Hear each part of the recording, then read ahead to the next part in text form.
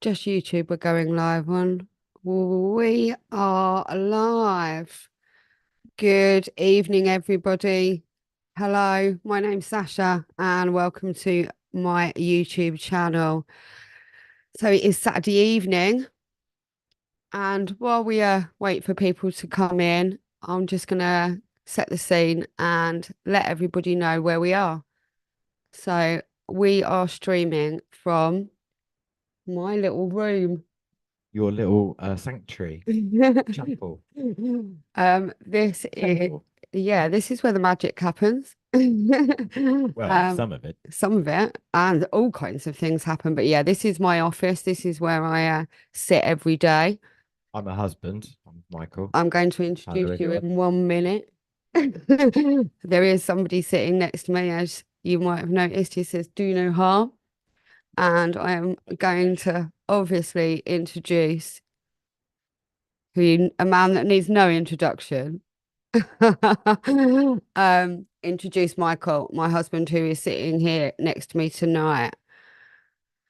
So before we crack on, because I want to kind of settle everything and Open the space. open the space nicely Space. and make sure everybody can hear us properly. So you can let me know. Hello to everybody. Let's say hello first. Well, I'm going to say hello. So good evening to James Waldron in the building, Kerry Gillison in the building, Reese Smith is here joining us. Healing the Silence was here very early. Thank you to the early risers. And yeah, thank you for joining us tonight. Um, we're going to be on as long as we feel like. We've got an important announcement. There's a lot been going on in our life, and that is what we are here to talk about tonight. The main thing we are here to talk about is that we need justice, and I'm very good. Anybody that knows me or followed me for a while knows that I like to talk about love a lot, and love is the message right here, right now. And that's what really this is all about. This is why we're here. This is why we're okay. Um, and and this is why we are fighting for truth and justice and safety and protection and all of these things that should be our basic needs. Isn't that right, babe? Basic human rights. Yeah. Our basic human rights. So we're going to take it slow. We're going to take it slow and Breathe in through the nose until you get right into the belly, until you get into the chest, and then always the exhale longer than the inhale. because one of those things that I know is that when we're talking about love, we have got loads of emotion running around. Energy in motion. That's right. And I'm going to turn around a little bit so I haven't got my back to you. Do you want to squeeze in and like get cozy? Hey, you asking?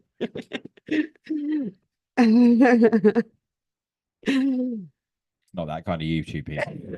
This is not OnlyFans. Only tans. This is only Tans. So before I start cackling away, because I'm good at that as well. Great cackle. Yeah, this is a love story. Love is the message. Love is why we're here. Love is hopefully why everybody's getting in and chatting. Hello, Terrace Wilson. Hello to everybody. Gillian's here. It's Everybody. Victoria Coleman's here. It is, I can't tell you how much it means to us that you're here. Because it's really, really, really important in these times that we are living in right now to come together. And how we do that, it's as long as we are coming together, as long as we are uniting, then we can get through anything. I truly believe it's when we're alone, and I mean truly alone. It's not that. Oh, I thought that was another cat then. It was a bird. God. Just a spitfire flying over there a minute ago. It was a bit random. Yeah, that was a squirrel. Um, just to throw myself off track. Um, it's when we're alone and when we're isolated that things get really difficult, and nobody wants to be alone. We're not supposed to be alone. Humans aren't supposed to be isolated, and disconnection, divisiveness, all of these things are such massive, massive things in our world at the moment. It's the old classic tool, divide and conquer. It really is. It really is. And Divide becomes isolate. That's when it gets really bad. That's why we all have to stick together. yeah, so for those who don't know us well at all and have just come in, and I know this channel, this YouTube channel, is a new one. And I know an awful lot of the people that have been subscribing to this channel have come through the Essex Boys case. And I know loads of you have been really, really interested in it for all kinds of different reasons. You know, that this is a massive case that went on 30 years ago that involved the death of Leah Betts. Then Rest in peace. yeah, there goes the cat. There goes the cat Cat, wailing. the cat's wailing. You're gonna have to shut the door because she's gonna put me off wailing. She's channeling. Just go and give her a little cuddle. Oh yeah, I'll tell everybody what's going on while you sort the cat out. So this is the real deal. This is how it goes. Oh, in my crazy, crazy, crazy, crazy cat world. So as I was saying, I know loads of you have come here from the Essex Boys case. I was the barmaid at Raquel's. Um, that is just one thing I did back in 1995. I'm originally from Essex, but I'm now broadcasting here from Sussex. And I moved from Essex to the Brighton area in 2013. And I did that because of the man that's just gone to sort out my cat, or our cat now, the cat dad. Been mine for the last 10 years, isn't she? 11 years. Yeah. Was. So to introduce him properly, this is Michael, also known as DJ Waxworks, because he is most well known for being DJ Waxworks, woo, in the wide world, Wider scope. in the wider scope. Also locally as well. Like a lot of people know me for that. Yeah, but you are just Michael. Am? Well, not just. Michael James Wall. Yeah, so to introduce him properly, Michael came into my life in 2012 as a DJ onto my radio station. He had also booked a few of my DJs because I was a DJ manager at the time, and I've been a DJ manager for 20 years. Probably longer. I can't count anymore. Leave it at that. Just leave it at that. And so Michael, basically, to cut a very long story, well, not a long story, but a long story short, he knocked on my door after having been DJing on my radio station for 6 months. And it was a time in my life when, oh my God, there was so much going on with my family and all of these things. But I didn't want to DJ. I was like, oh no, I've got DJs coming out my ears. But he did sweep me off my feet. And it's a true sense that 6 months later was the next time I saw him, and we fell in love on air on the radio station. And since that time, we've been pretty much inseparable. Joined at the hip. We have been joined at the hip.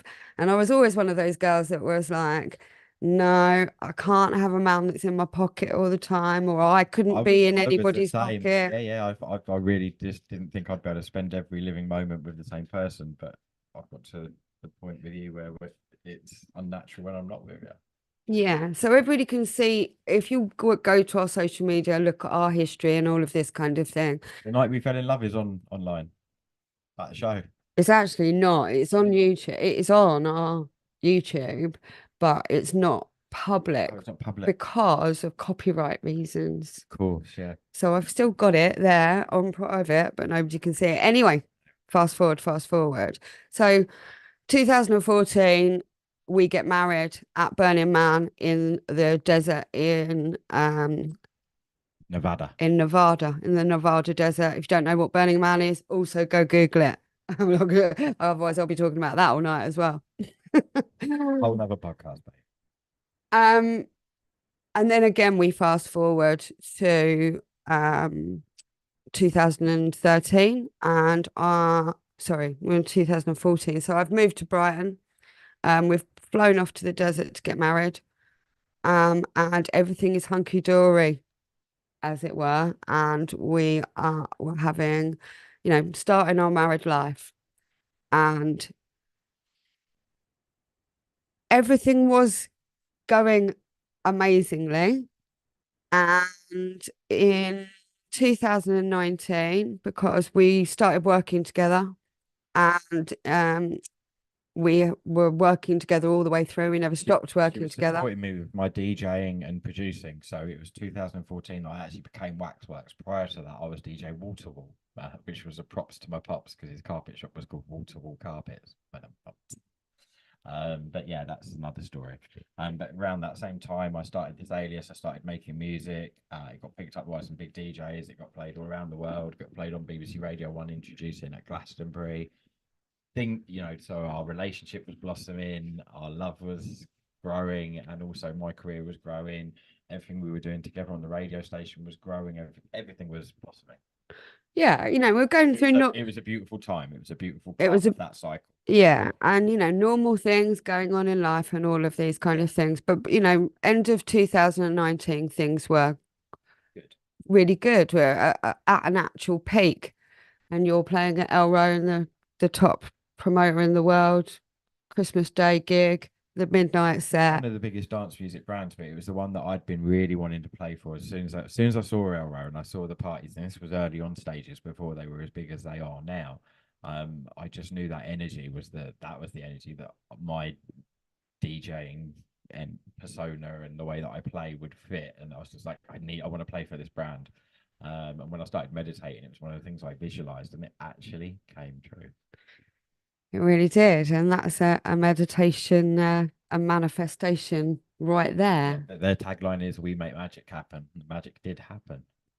It really did, and it was the most magical feeling for me, having knowing what a brilliant DJ he is and a brilliant I've man. been doing it for years at this point, literally. I just do it because I loved it. When I started DJing, you were like the nerdy kid in the group who had all the records, and that was the only reason you were invited to the party. So it was a massive journey before we even came together for me. But she helped me blossom in the end of that journey, or that part of that journey, not the end. We're still on the journey.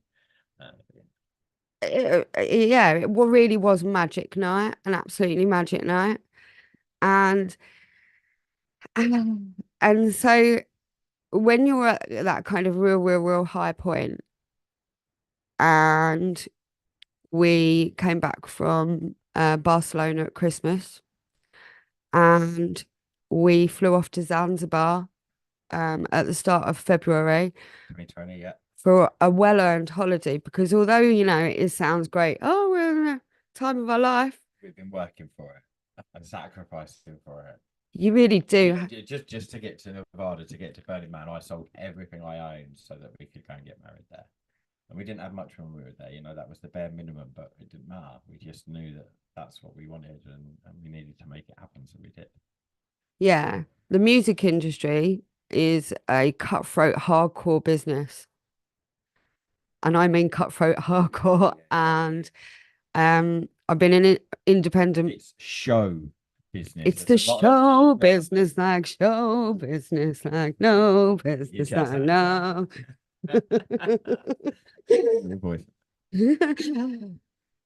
But yeah, so this is our public persona, and what many people know us for, and it isn't an easy business, the music industry, and anybody out there that's watching this and is in the DJ world knows this. And and this is really where I started in the dance music industry. Can you shut that door? Otherwise, it's going to keep putting me off. Sorry, the cat keeps wailing at me. Yeah, just shut it. That's it.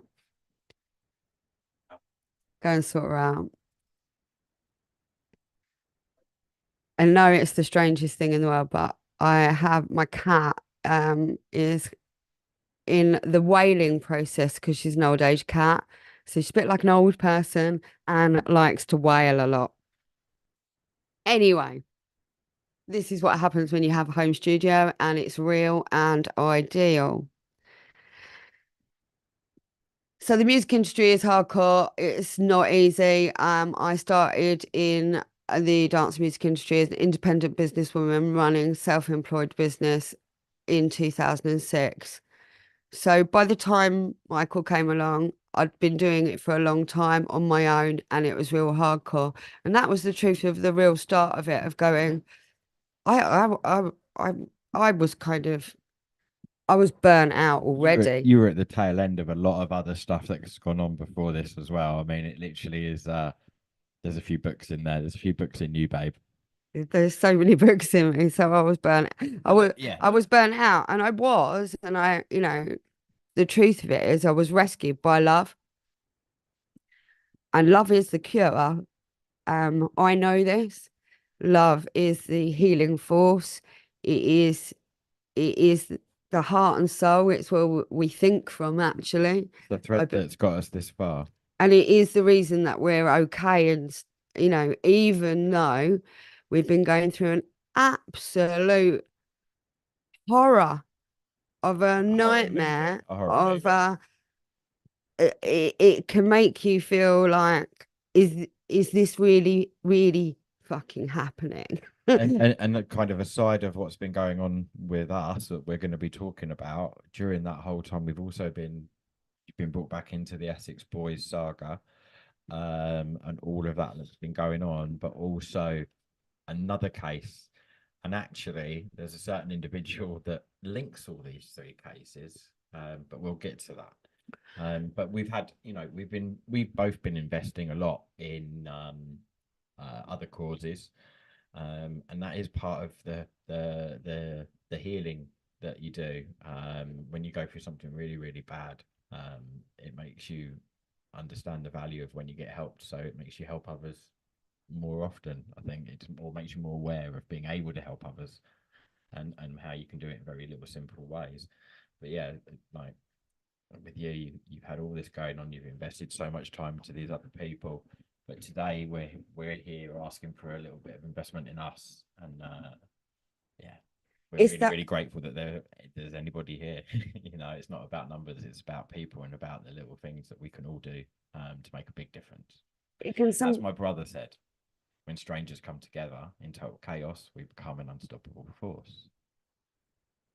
exactly. And kind of what I was saying is, by the time of 2019, I wouldn't have been okay after all of the things that I'm not going to go into now that have gone on in my life. I wouldn't have been okay if it hadn't been for love coming and walking into my door. And that started my really started my actual healing journey.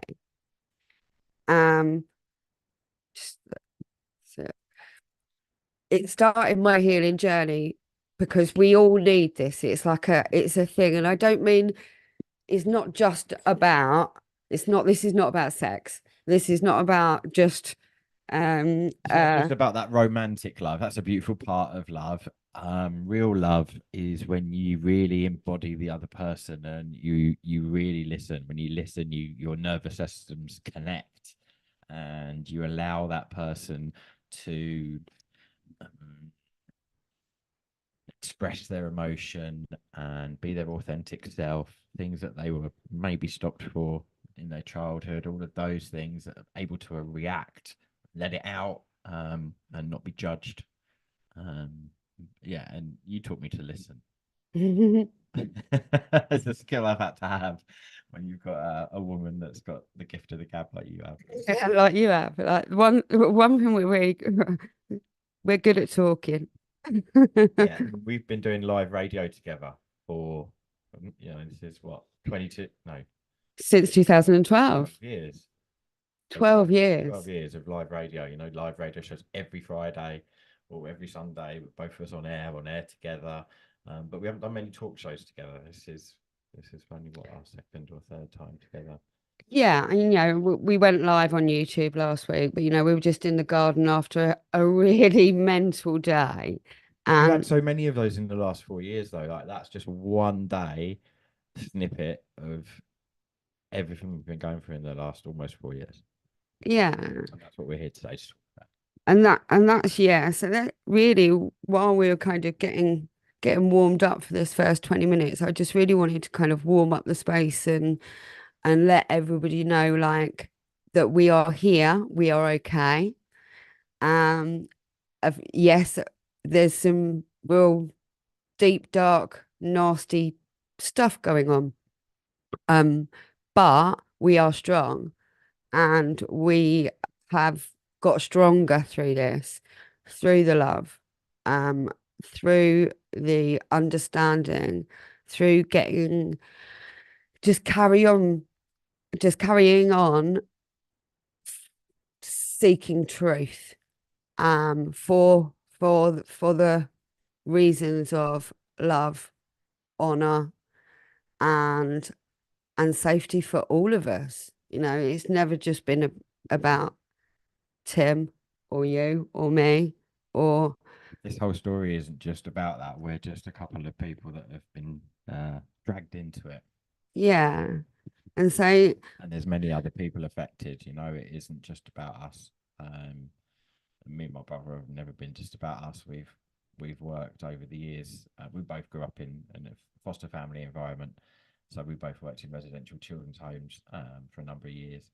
My brother went on to work for West Sussex County Council as a leaving care support worker. And I currently work with unaccompanied asylum seeking children that have been trafficked to the UK. So all our aside of the music stuff, all my kind of training, education, career, job wise, like that, and Tim's was all about that. and so I really wanted to kind of welcome, because I know this obviously is my channel, um but this isn't about me. We're doing it for us, for all concerned. Um, and we are speaking the truth about the case of everything that's happened for so many different reasons. Um, Most importantly, right here, right now, for me, I thank you all for joining me. And I open this space for my husband. I know his story. Um, and I know so much more now about his life than I ever did before his brother passed. And Been a crash course. we are here to talk about how this has all come to pass and why we have just launched a crowd justice. This is a crowd justice page, an appeal to everybody. Now, we're not doing this lightly. We're going to talk about right the way through this, however long we stay on, as to why we're doing it, why we need help, why we think it's important, and why this support network that we all have and we create is vital for all of us. Um, if one of us can save one life, it really does make a difference. And my biggest wake up call was realizing that the things can get this bad. And when my husband lost his brother, nothing can be as emotional as it has been for the last 4 years. And it is the most beautiful story. If he didn't tell it to anybody else, then, just thinking about it makes me cry because I cry at all of the weepy movies and and my my heart goes out all the time. So it, I I want him to be able to share this with other people. I know it's going to heal and help, and I just want to thank you for being such a strong, honourable man.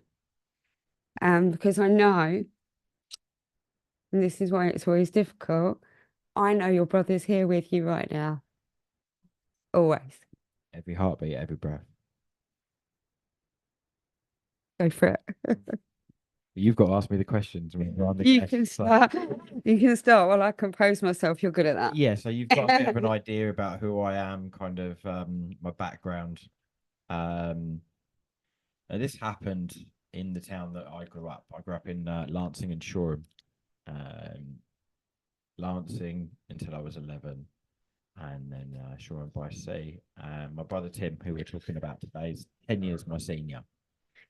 So when I came along, and we've got two older siblings, my mother and father, um, and yeah, Tim was my hero growing up. Idol, normal little brother looking up to big brother, especially with that big gap.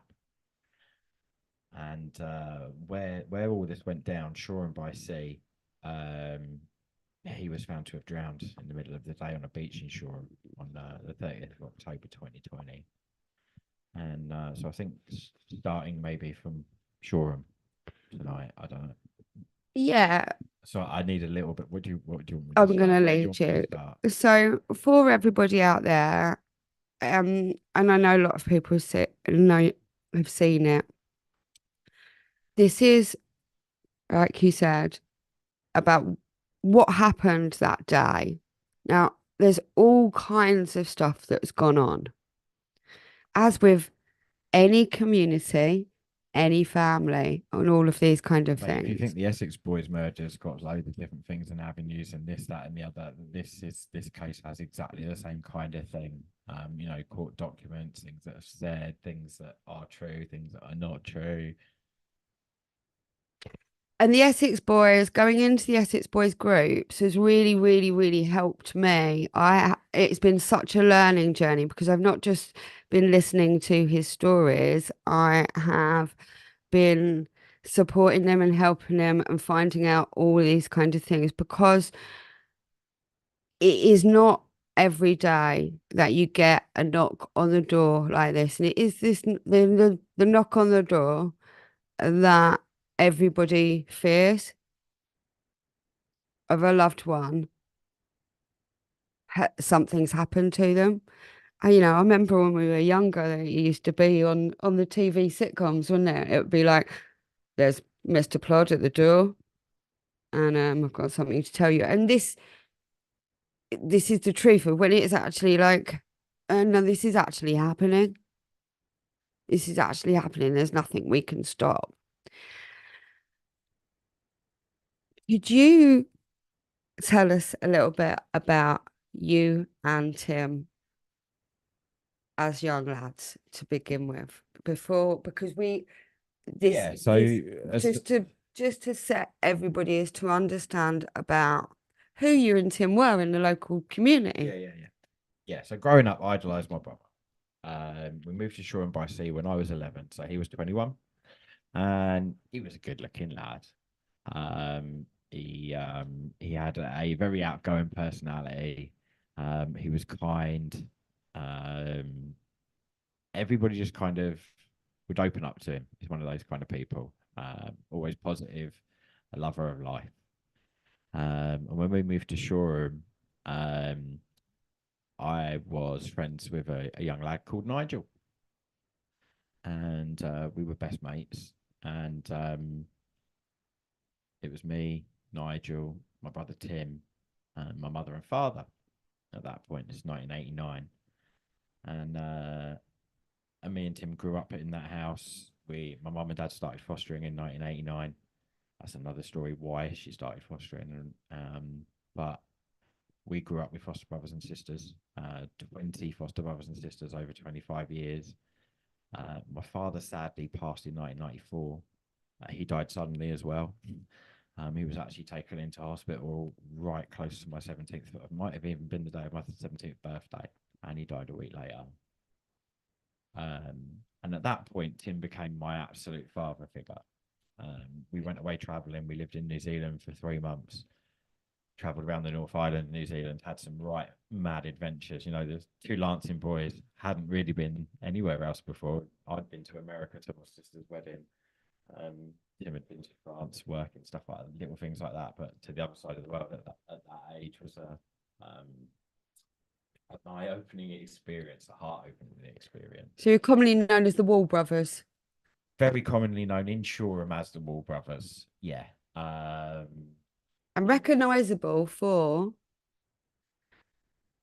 particularly the tan. Yeah, both of us go dark quite quick. My father was born in Burma in Myanmar. He was half Burmese, half English.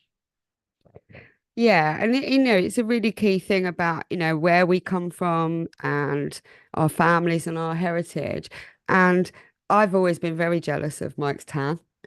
And good looking boys in the local area, um, lovely skin from your dad. And you both look very much like your dad. And Oh, I yeah, bits of my father. Yeah, both now of us. now obviously I never met his dad. As you said, he died in 1994. And yeah, you know, you both look just like your dad. So so when Tim was a teenager, so there's to get it into everybody's head, 10 years your senior. So you're, you know, what's your kind of memories of when you were 6 and he's 16, you know, around this kind of this time when you're going out into the community a bit more. Or tell me, when did you start going out into the I didn't hang around with my brother in Lancing when we lived there. Up until that point, I was hanging around with my mates. He was a teenager. You know, he didn't want to be hanging around with his little brother. But if I was in a local, my mother let me off the leash a bit too much. You know, I was allowed to go a bit too far, but I wouldn't let my children go now. And I was getting into all kinds of scrapes. So it was always my brother. I'd be like, "Yeah, my brother's Tim Wall. What?" And that just alone got me into a bit of trouble. But he'd always be there. Um, So he it left. was it was from when we moved to Shoreham. No, when I became a teenager, and I started stealing puff from his room, stealing hash from his room, smoke marijuana. That's when we started really bonding on that more. Uh, Yeah, you're starting to become an adult becoming an rather adult, of basically. you getting that Yeah, way. yeah. Yeah. Yeah. And so at this time you're And raving. You know, so me and my foster brother Nigel, we used to go into my brother's bedroom and nick a bit of hash every now and then. And when we were 14, went in his room and there was a lot of other things in his bum bag. put your mic closer. Yeah, you Oh, need to be a sorry, bit louder. there was a lot of other things in his bum bag. And And turn him up. Do you need to be louder? oh, Yeah, carry on. yeah. So we experimented as teenagers, me and Nigel, and we lived on Shoreham Beach. Just from Shoreham Beach, there's Shoreham Harbour down the road, and we snuck out my bedroom window one night and could in the distance. Where did that come from? And we had to go over the footbridge, walk down the high street, walk all the way to Southwick. You know, it was like a 40-minute walk. When you're a teenager, that's like walking to the other side of the earth. But we were like, just got to find this beat, and we'd taken some stuff. And we got to the beach, and there was an after hours rave going on, and everybody was kind of sat down on the beach, and there was like a local DJ playing and a few people dancing, and then some bloke called Carl Cox turned up, and so everybody got up from the beach and like went forward and started dancing. Even back then, he was bringing that many people, wasn't he? And there's this like slope going down onto the dance floor, and everyone was got up and dancing, and there was just two people left, literally sat down, and I turned around. And Tim turned around, my brother, and he turned around, he just looked at me and went, "Wait, what are you doing here? Come here." And so, yeah, once he discovered that I'd discovered that world, he made sure he led me in the right direction. That's right. So at this time, you're hanging around with Nigel Langrish mostly, aren't you? So Nigel Langrish is your best mate. Yeah. And do you want to tell the story? So as we kind of understand that there's a lot of problems in the care system, and as And what's going on in the care system today and what's happened to me and my brother over the years is intrinsically linked to this story. So yeah, I think you're going to ask me to talk a little bit about what Nigel. about who Nigel is, Yeah. because I think it is relevant, and the fact that Nigel's come up. Yeah, he's behind us And Nigel is also on the behind altar. us on the altar. So we've got Tim behind us on my altar. So just for a little pause, just behind me is my altar, which has got lots of pictures of different family members, alive and past, and all of that kind of thing. So Nigel came into your life at 11 years old. Yeah, so I remember my mum taking me to his mother and father's house and saying that this was going to be my new friend. This lad was in the same school as me in Lancing, in the same year as me. Didn't know of his existence until that day that my mother took him to his house. And this was literally at the beginning of the last summer holidays before we were going to then be going up to secondary school. So just breaking up. And she took me to this person's house and she said it was her friend. I had the wren going on in the background. Um, and I remember being in his mum's kitchen and mum saying, "This is Nigel. You guys are going to hang out together. You're going to be friends." I'm like, feeling a bit awkward.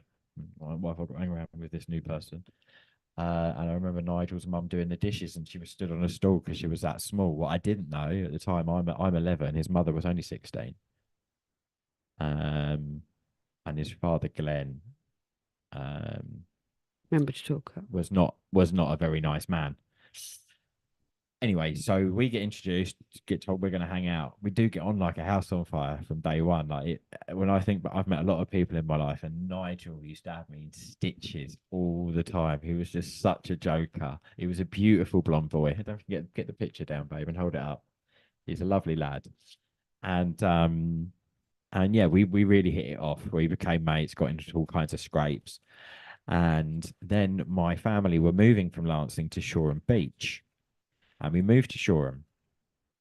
And after being there for a couple of weeks, my mum said, "Oh, Nigel's dad is going to take you swimming, and you're going to go swimming with Nigel and his little sister." And he took us to the King Alfred, which is a big swimming pool in Brighton. And when we got there, he tried to get me to go into the family changing rooms with them. And it just at the time, I'm 11 years old. I just went, "Nah, you're right, mate." And I remember going in the cubicle, locking the door, feeling a bit like, "Oh, that's weird." But then my little 11-year-old mind kicked back in. Tubes, the tube slides. I just want to go on the tubes. So I got changed and ran into the pool and had my good time. I remember saying to my mum when I got back about it, and she just went, "Oh, don't be silly, Michael," which is one of our classic lines, actually. And I didn't think much of it after that. And then 2 weeks after that, me and Nigel were sat on a curb that we used to skateboard off on Shoreham Beach outside Berkshire Wines. I can remember it clear as day. And we were just sat there. We'd just got someone to buy some cigarettes and a fag. And he just turned around to me and he said, "Michael, my dad's been sexually abusing me, my two little brothers, and my little sister." You did say that. Hmm? You did say that. Um, It's, and he disclosed to me, and I remember putting my arm around him and saying, "It's okay, but I've got to tell my mum." And he went, "I know." And so I did. I told her, and I believed that she had told Sussex police. And then a year later, my mother and father became his foster parents, and he lived with us from the age of 11 to 17. And we were best mates. I unfortunately never met Nigel, and before we move on, unfortunately, Nigel did come to lose his life 10, 11 months, 11 months after Tim. Um, in, I believe, also still not explained circumstances.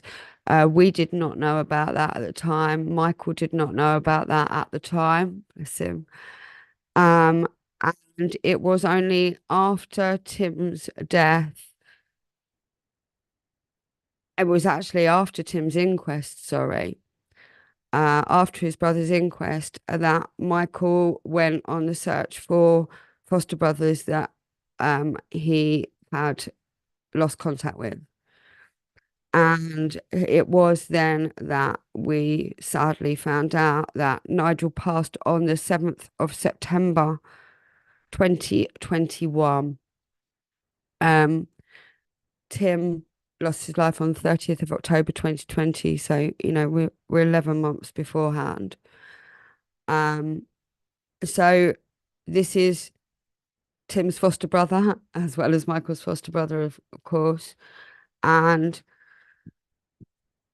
and He was my best mate. He was my brother. Like all the foster kids that came to our house, because that's the way that the fostering started. Sorry, I got a bit emotional. That have a minute. Me and my brother treated them all like brothers and sisters, all of them. and this is it. And this is what family's all about. So one thing that I always knew that Tim and Michael always said was the foster brothers were always treated as family. And I know that this man and Timothy shared so much love with their brothers and anybody that came into their house. They suddenly got these two brothers.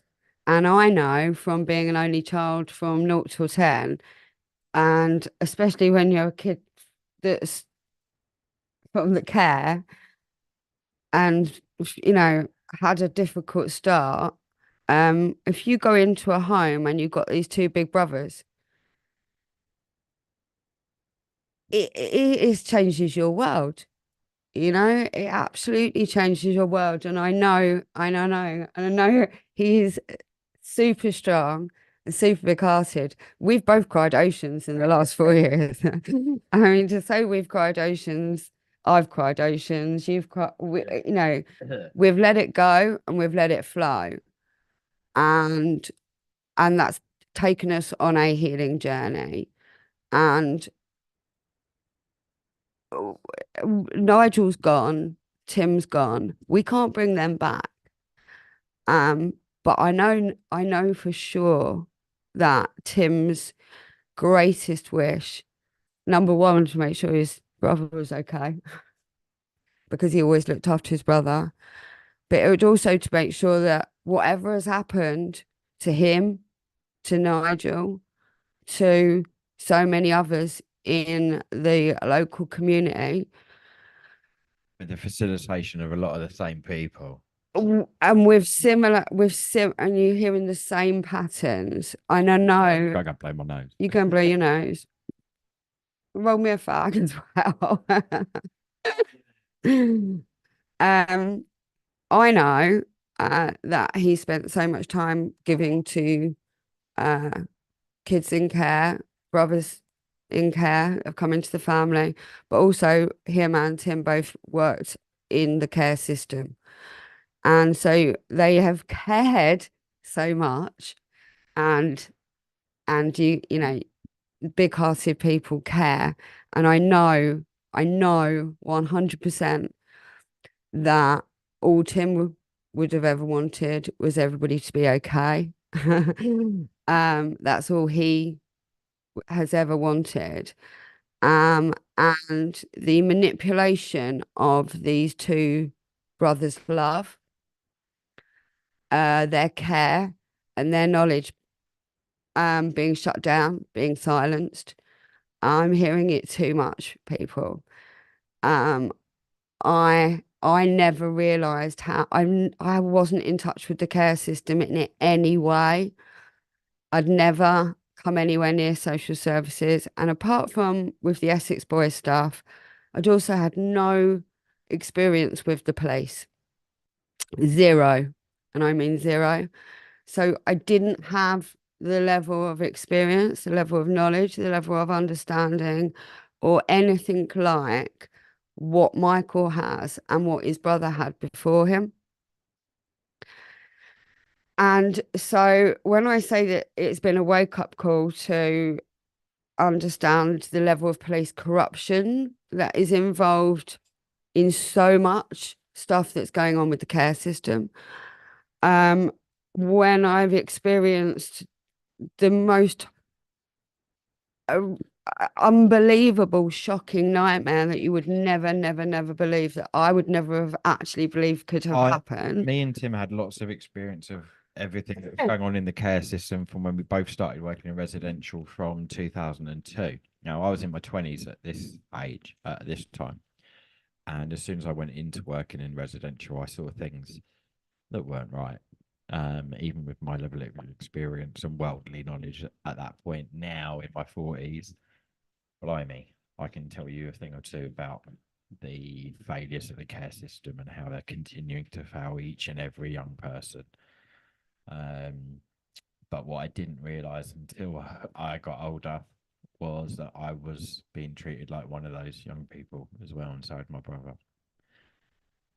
Um, Yeah, like I was saying, I really honestly, I did not when all before Tim died and 6 months before Tim died, um, he called 999, and we now know, we didn't know at the time in this way, but we now know that this was, he disclosed historic sexual abuse on that day. It was the first time the police had been involved he disclosed it in to any his way. GP 2 days before, prior to that, and he had told his GP about sexual abuse that had happened to him between the age of 10 to 13 in the family home. And that GP wasn't his normal doctor. She was on maternity leave. So it was whoever was covering who was speaking to him. And that doctor turned around to my brother and said that it sounded consensual. Which is just And not he acceptable. literally just got to the end of doing time to talk therapy. He was talking about it. He was saying he could recognize he had PTSD, because he'd worked in the care system. So of course he was recognizing all of this stuff. Um, but this was early 2020.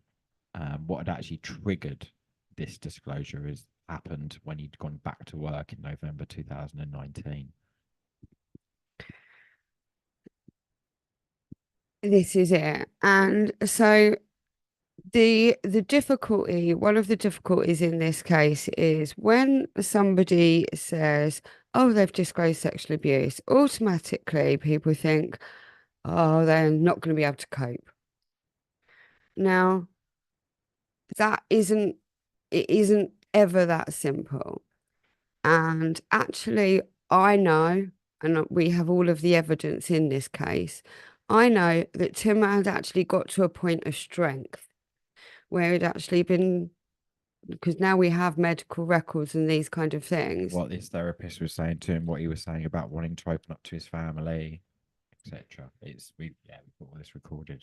So it wasn't that he couldn't talk about it, he was ready to talk about it. Unfortunately, other people didn't. Um, and that caused all kinds of nightmares. Um, the truest sense of why we are here today and why we're starting to open this conversation, because it's not an easy one and it's going to go on for a while. It's been going on for a long time. Been ramping up. And yeah, unless we were going to be here all day long. The bottom line is there's perpetrators involved in this case that goes all the way back to when I was born in 1977 that are still free to this day because of the protection and corrupt police officers, and they could still be harming more children to this day. And that is what drives me to tell this story, to share the whole truth and nothing but the truth about it. To help us Because I'm God. a man that wants to stand up and make sure every child in my local community is protected, and then any man who's a real man should want that. And Uh, I'd heard about victim blaming, victim silencing before. I've worked with young people that have been, but until you are that person, and I am that person today, my brother was that person before me. What's being done to me by certain individuals is exactly the same as what was being done to my brother. And those people want to say that's why he took his own life, but they carry on doing exactly what they say made him take his own life to me. and this is where what I would describe as the mayor. And so the details and the facts of this case are incredibly complex. I know them better than anybody. I have literally sacrificed my life to be able to help with all of this because it is far more complex than just Tim's death. There is a lot of other things going on. Factors, There's a lot of other uh, dynamics, as the dynamic, police like to call them. and there's a lot of other crimes going on. Yeah. Now, we know the it is easy to believe and also for people to not want to talk about when somebody is being told that they have taken their own life, and that's how it is. Don't talk about it. Not only that, and the reasons for it are a complete mayor. Yeah. So this is, and there's a few people in the chat room and everything going and saying, what did the coroner say? Now, the key thing at The coroner's inquest was the second worst day of my life. The first worst day of my life was obviously the day that my brother died. My father before that, but the inquest was the most painful, traumatic experience because of the misinformation that had been provided and the omission of information that should have been provided, and that's the bottom line. and the denial of human I, rights. I thought the coroner's inquest process was going to help me. It didn't. It was the worst process. So what And it actually, was happening in COVID as well. So it should have been a public inquiry. But because of COVID, it wasn't open to the public. But I have the whole recording of that inquest. And it tells its own story. so in normal procedures, an inquest should happen within 6 months of an untimely and unnatural death. This actually took from, so he died on 30th of October 2020. The inquest happened on the 27th of January 2022. So this is 1 year and 3 months afterwards. So we were in the coronial process, as they call it, for 1 year and 3 months. This was an absolute nightmare because from the start, there was some serious issues of human rights being completely denied, dismissed, and withholding of information. And the withholding of information is the key here. So I it depends obviously what you know about before busting I about think before we get to this, but we need to take it back a bit because we've I'm kind of going to, jumped but ahead. I So just they've asked that question about the inquest. yeah, So but I'm just going to because it is the immediate jumping question that comes to people's mind.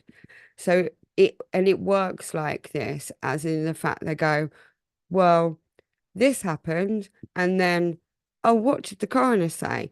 And it works like this in our society. I've learned this. Well, the coroner, what she says, it's like the oracle. she is the oracle She's the oracle.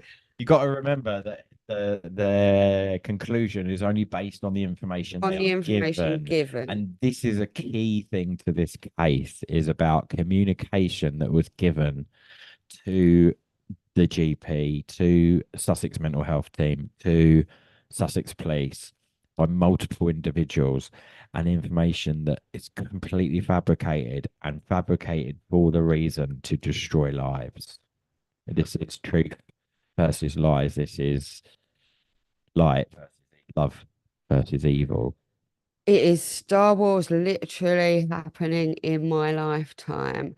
One key thing that I want to put out while we're talking about the inquest and the coroner side of things is this, and this is the title of this well, the title of the artwork on this podcast. The police did not disclose anything at the inquest. Anything. There'd been six Nothing. months of police involvement leading Zero. up to my brother's passing. The only police information provided at the inquest was the statement of the officer that was on the That beach I one officer that was on the beach that day. There was multiple officers on the beach that day, but only one statement was put forward. The man that was there and declared him as dead as on Sussex Police's side, and the two witness statements exactly. So of that the two people that were on the beach that day. Now, when Sussex Police went to the beach and he was declared dead by the ambulance just before 2 o'clock, the coroner turned up just 3 minutes later and declared that there was no suspicious circumstances. Within 3 minutes of him being declared dead, they hadn't spoken to any relatives. They didn't know how he got there. They didn't know Jack. And that isn't normal. So, we've had to look into all of this, the legal, the police procedures, and there's a thing called the sudden death pronto form that Sussex Police and Surrey Police are supposed to follow when a sudden death happens in a public place, and they did not follow that protocol in any way whatsoever. It's all very, very unnatural and what you'd expect. As we've mentioned, I think already, the police. I was the first person to be told about my brother's passing on the family side. That they came and knocked on my door in Henfield, which is 20 minutes away from where Tim was found. My mother was only 5 minutes away from where he was found. I was given the death message.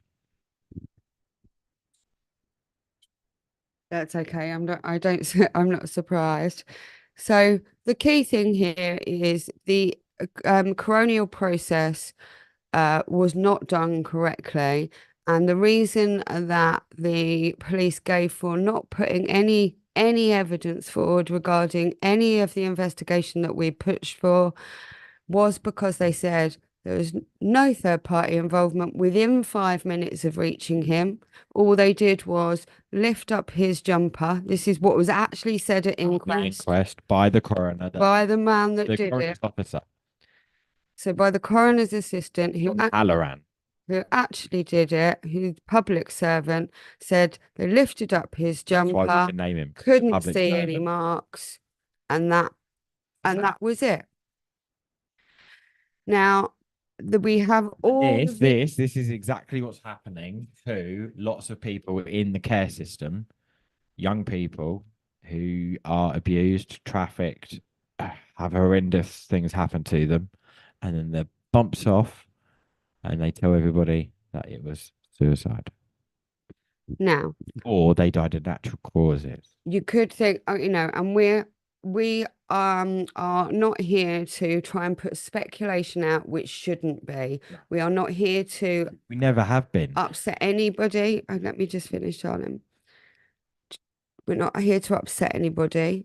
This is not, and we are going to carry on this story, but we're going to be putting it out on my podcast so that we can do it in a kind of an easier way of being able to slowly but surely play out that story or tell you the actual story.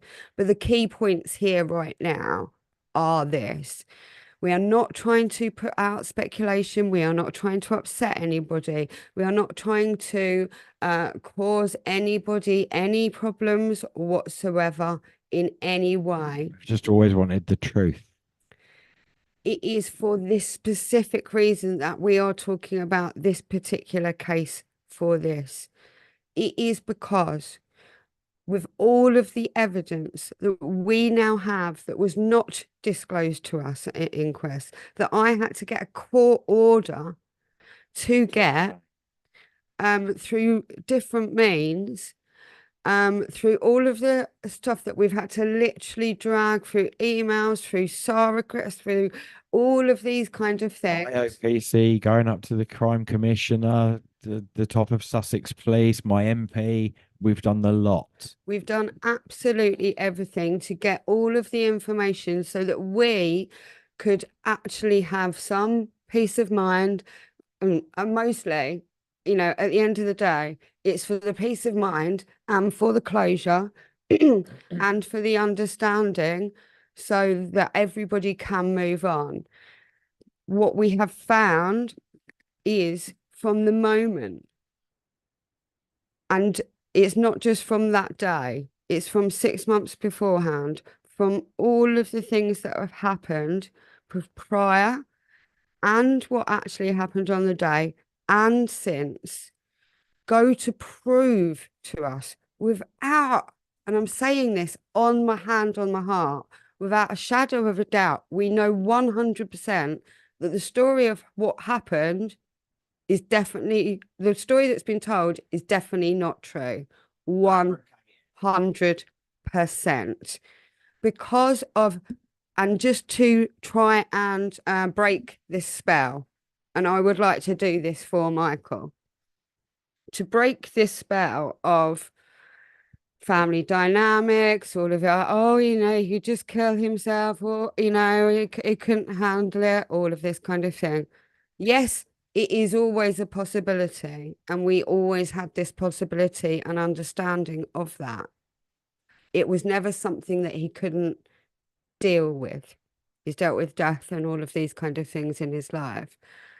But the evidence, the actions, and the all of the things that we've found out and learned have gone to prove to us. But this one key point I really want to pick up on, and then I'm going to let Michael explain because he knows the beach. I grew up there.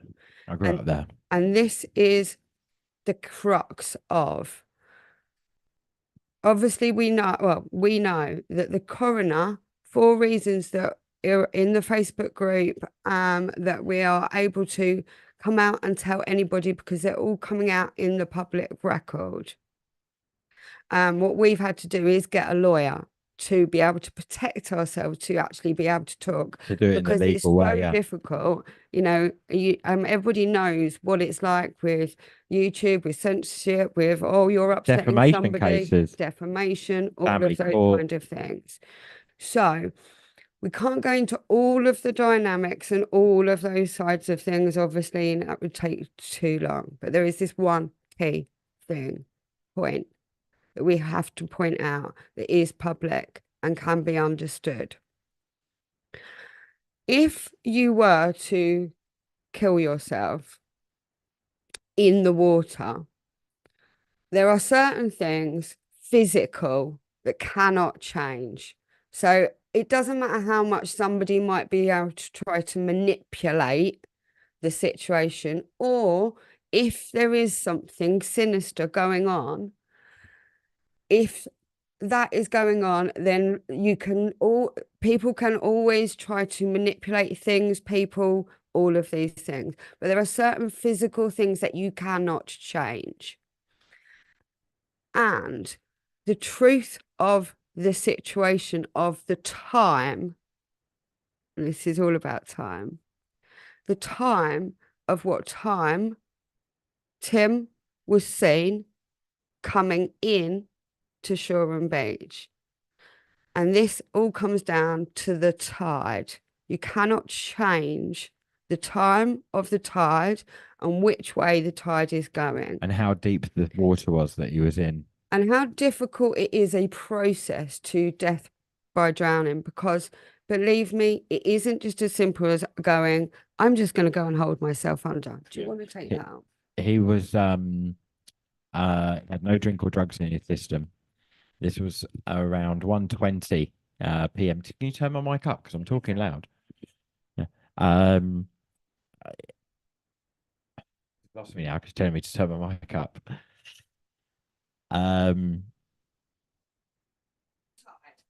You're going on about the tide, yeah.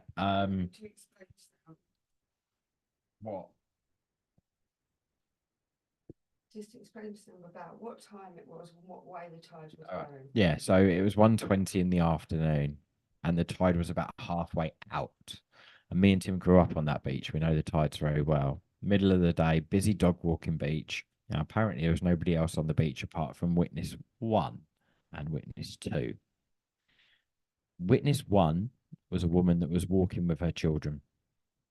And she said she was walking along the shoreline, and her son spotted something in the water and said, "Mummy, mummy, what's that?"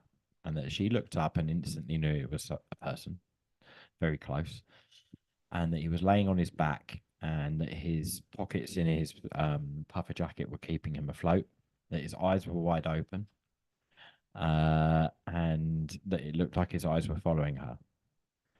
And she panicked and thought to ring her husband and wanted to make sure that her children weren't scared. And she then looked towards the top of the beach, towards the blue boat. It's not very far, it's about 25 meters, and saw a man standing with a grey hoodie up, just watching. And she said in her police statement that that made her feel uncomfortable that this person was just watching what was unfolding.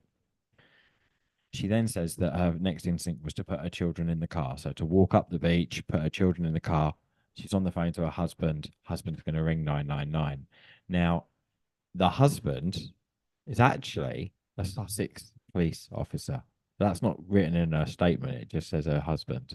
But that needs to be clocked in. Let me finish before you jump in. She then says she puts her kids in the car, comes back to the beach. Well, sorry, but as she's walking up to the car to put her kids in the car, she turns around to see my brother turning on his front and looks like he's trying to swim for sure. And the last time she turns around, he's washed up on the rocks that are coming down the breakwater, and he's clinging to the rocks. She puts her children in the car, carries on speaking to her husband to ring the emergency services, comes back down the beach, and by this time, the man that was stood by at the top of the beach is now standing over my brother's lifeless body on the beach. Witness two, the man standing there, says that he was a windsurfer coming to check the wind that day to see which equipment to get out of his car. That he looked down the beach and saw what he thought was a swimmer. Now, this is the 30th of October. It's almost winter. The seas are getting a bit rough. There's a storm coming in, and it's not very far. Me and my brother are both surfers, grew up on that beach. If you see someone in the water fully clothed, you're running before you even think. That's like standard procedure. He says that he thought it was a swimmer, and he noticed the woman and her two kids and saw her walking up the beach. He then says that by the time he got washed up on the rocks, that's what he says, not clinging to, that he realized he was in trouble. He then ran down the beach, waded into his waist, dragged my brother out by his belt, and he said that he felt lifeless already and that his eyes were bloodshot. He says he drags him into the stones. Thought he looked like he was foreign. Pulled out his phone, rang the ambulance. They said, "Have you given him any mouth to mouth?" He said, "No, not yet." They said, "Well, can you?" And he said that he cupped his hands around my brother's face and was blowing through his hands, and then his battery on his phone died. And then I think about 10 minutes later, the ambulance. Yeah, so that appears to be the time that he died. And that The was key, so I'm the going to key, take a little breather. yeah, sorry. The key point I wanted to point out here was this. The tide was going out. I'm just going to pause there and put this into the understanding. We've all been to the beach. But Mike and Tim have surfed that beach and the waves of the world. I'm not a surfer. All you guys that surf and girls that surf. I'm absolutely no good at extreme sports whatsoever in any way. That was pretty extreme for me. And I've got so I know nothing about it. Absolutely nothing about tides, nothing about And also, sorry, surfing, nothing. just before you go on about the tide and what happened, what the police said after that, me and my brother surfed together for 10, 15 years at this point. We grew up on that beach. We surfed in New Zealand, Australia, all of that. My brother was always known for being the biggest cold water pussy. And I mean, like, literally put his toe in, was always the one shrieking when we were putting our wetsuits on, right? This is the 30th of October. It's freezing cold. They reckon he just walked in. Stone cold sober. Stone cold sober. La la la la la Nobody saw la him on the walk. la. Nobody saw him on the walk. But the key point is here is this. Obviously, if he'd gone in to kill him, gone into the water to kill himself, to be able to do that, you actually do have to get into deep water. Yeah, you have to go over head height or have something weighing you down, or jump into deep water. And actually, if you, it's a morbid thing, but if you looked up, ways to take your own life, they say that drowning is the hardest way to do it. Don't try it. Yeah. Now, these are not things that you ever want to have And to my do. brother wasn't stupid. He wasn't an idiot, people. And this is the truth of it. Obviously, we talk about sexual abuse and we talk about these kind of things, but Tim was a strong man. And yeah, he was going through an awful lot, but he was a strong man. Um, a strong man that can try and save himself if he needed to as well. Now, as we have to understand that if somebody manages to do that, then they cannot come in. So I know it's so difficult to be so harsh about it, but this is where we're at. A lifeless body, does not come in against the tide on their back. To be able to get in with your shoes and socks on, your anorak, all of this, and to wade in is not an easy job. It cannot. This is what they've tried to say. And it cannot have happened like that. Now, before they'd even looked at his mental health record, and there was only 6 months of mental health records. Before that, nothing on the system, no crime, no problems, no nothing. Absolutely nothing. It was only after he disclosed sexual abuse that he was triggered in and escalated. For what reasons? That is, but all records all say that he was not a risk to himself. He was not a risk. So all the mental health records say he was not a risk to himself, but he was a risk to his mother. Now, there's a reason for that. We can go into that at different times. But the key of this is his brother that's died on the beach in suspicious circumstances, and exactly in the same way that Timothy was being shut down, Michael was being shut down, in exactly the same way. It's happening again. It's the same pattern. He's not about to kill himself, just like Tim wasn't. And that's the truth of it. And I've had to, because I didn't know Tim like Mike did. And I had no idea about coronial processes. I had no idea about the police.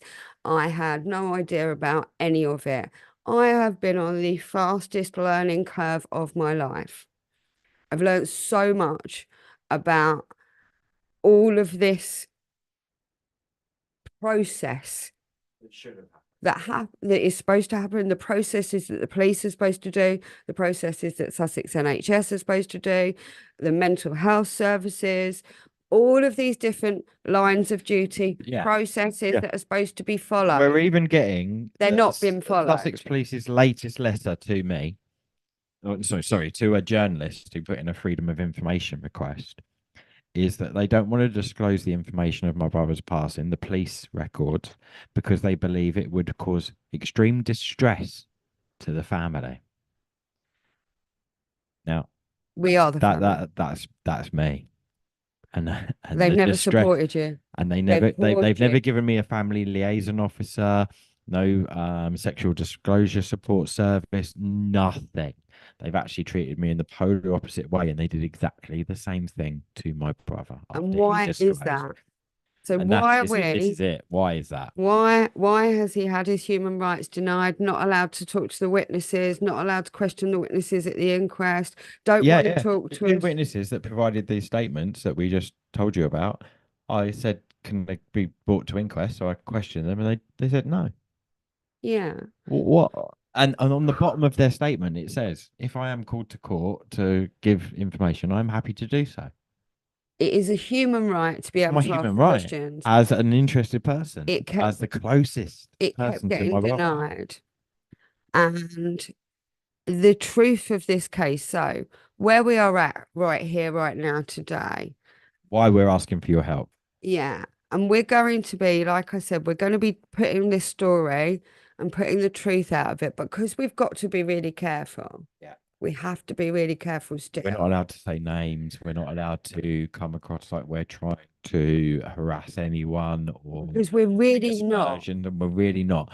People, if there was any shred of evidence that could prove to me that that my brother did take his own life, that We'd that have would it. help me live with it. I know that's not the nicest thing, but that's the truth of it, and that's what I've been searching for. I never came into this doubting that that's could have what happened. I wasn't there. I just wanted the evidence to prove that that's fact, and I've not been provided that in any way whatsoever. I've been provided the complete opposite. Yeah. So what has happened, the evidence we've got has only gone to prove the opposite. And that's a fact. And that's where we sit here That's where today. we are today, but also the reason we're asking for the help, and it's exactly the same. And this is a big thing that people find really hard to talk about, is money shame. So there's shame around sexual abuse, but the money shame that was done to my brother in the run up to his passing was horrendous. Comes down to narcissistic family abuse, and bullying, extreme bullying. Sexual abuse is just part of that process. But he was being shamed around debt. Now, he was living with my mother since 2002. I lived there from 2002 to 2013, moved out, got married, found the girl of my dreams. And my brother continued to look after and live with my mother. We both moved home with her in 2002 so she could continue to foster after losing my father. By that time, she was in her 60s. So if she wanted to continue fostering three rambunctious teenagers, she needed a couple of lads around. So we made sure we were home to look after mum. And he continued to do that when I moved out from home. And it was said that, sorry, I've lost my track a bit there. Huh? Debt, the debt shame, yeah. One of the reasons given at inquest, sorry, was the reason that he had taken his life because he was in debt. Now, he was living with my mum. He was making sure that she was getting all the support, being elderly. He'd work with young people, leaving care. He was where he was working in West Sussex County Council when he passed. So he knew about what benefits you could get everybody and all of this thing. And he'd really looked after my mother. No debt, He really. had no debts whatsoever, no mortgage, no children, nothing. The only way he was getting in any debt, he was buying some surfboards and skateboards on my mother's Amazon card. Now, this was given as a strong reason why he took his life, that he was in debt.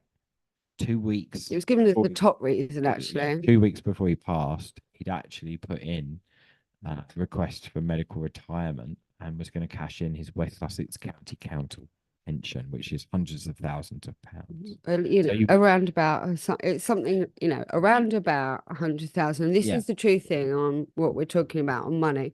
So I've just put the link to the crowd justice campaign. We, thank God, thank you God, have an amazing lawyer called Oliver Alfallah, who's an independent lawyer in Berkeley he's a Square in criminal lawyer at Mayfair. Mayfair. He's high up the bar. And I have been talking to him for over a year now, Pro bono, he's been helping us behind the scenes. giving him evidence, and putting all of this together. Because literally I've been doing this all on my own on a administrational level. Yeah, it's so I had no legal support. I've had no sexual abuse victim support. My wife's been everything. She's done all of the admin. She's been dealing with the MPs, with the lawyers, with the police, with the how many lawyers we've spoken to in the last 4 years. We've sacrificed everything that we had. We, as we said at the beginning of this video, we were talking about where we'd got to in at the end of 2019, and this all kicked off at the beginning of 2020.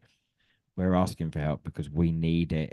We've sacrificed so much. I've only just managed to get back into work myself, and we're just about managing to keep the roof over our head. It's we're not asking for a lot of money. No, This is yeah, the money shame thing though, and this is and I important. can feel your money shame coming out. Yeah, I'm trying to say it. So Let me finish. Just yeah, remember this, this is why we're right? asking for There help. is no shame No, in I'm not. asking for help. I'm not. I'm not. And I know there isn't. But I say this to everybody, right? Number one, there is no shame in asking for help. Number two, when you talk about debt, right? As a 50-year-old woman, and I believe most of us out there have had to, unless we've been born into, and just because you get born into money, it don't make it Doesn't easier, mean you're going to get it. right? We graft. We've grafted. We graft all our life. That's what we do. Um, and it's it's um it's what we're all programmed to do. Mm. However, when you have debt, debt works when debt is like really worrying you, it's this. You've got kids, you've got mortgage, you've got your utility bills, you've got your credit cards, you've got Yeah. so Tim had none of much, that. right? Now Tim was a 54-year-old man with no um overheads. None. And when I mean no overheads, he didn't have a mortgage. The house that his mother lived in, he was getting 40% of the will. His mother was 83 years old by this point. He, yes, he had bought a few surfboards, as it says in his medical records, that he bought a few surfboards, and his mother was debt shaming him about it because it was on her card, and his mother, and his mother is now gone, but this wasn't the kind of debt that you would ever kill yourself over. Not obviously when you're actually going to be coming into a pension, your mother's money as well. You've got no overheads, you've got no mortgage, you've got none of these things that we build up, you've got no credit cards. I know that some people can just be ashamed about 5,000, and yeah, you'll feel that shame, but you're not going to kill yourself over that. Let's get real, people. No dependence whatsoever. So, another thing that was said at inquest as to a reason that they believed he killed him, who had taken his own life, was that he was smoking too much cannabis. Now, I ask you, Um, first of all, this is a guy that had been smoking cannabis since he was 13 years old, and he loved his weed, and it was definitely not a problem in his life. Um, but he had actually given up smoking, and there was no cannabis, no cannabinoids in his system at the time. It is also, you find me somebody just stoned that wants to kill himself, right? You got to get it's just not. You can actually get cannabis on the NHS these days. In the States, they prescribe it for depression.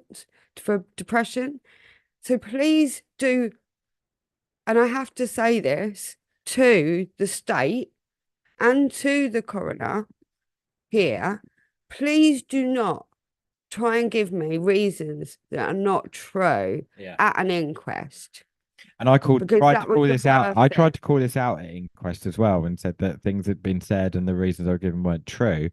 And the coroner said exactly this. She said, "It doesn't matter about truth. It just matters about what's been said." Now, this is supposed to be a court of law. You say that. Yeah, it's supposed to be a court of law. It's supposed to be a equal judicial system. And the divide that was in that inquest that day, I don't know if the coroner's inquest had seen such a divide. And that's a deep rooted divide. So yeah, there's a deep level of people involved, there's a deep level of manipulation, there's a deep level of wrong stuff going on. We are innocent, 100% innocent, always have been. Um, Tim was innocent as well. But the difference on victims is when we go to the police for help, and we get quite the opposite, Polar the opposite. polar opposite. There's something really, really, really wrong in this system. I'm saying this now from the start. There was a heavy level of police involvement Not with just the family. Let me not just finish. in this case, yeah, exactly. In this family, Yeah, my mother's there connection was a to heavy the local level. police officers her whole life. There's a heavy level of police involvement. I never realised how corrupt the police are. I have, And it's evident in the Essex Boys case, isn't it? and this is the thing that's And scary. this is what we've got in Sussex, people, but it's happening to us.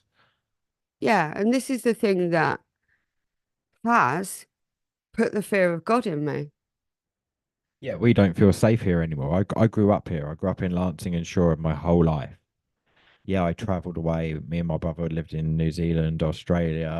I was a DJ in Mallorca. He was a holiday rep in Mallorca. Same in Andorra.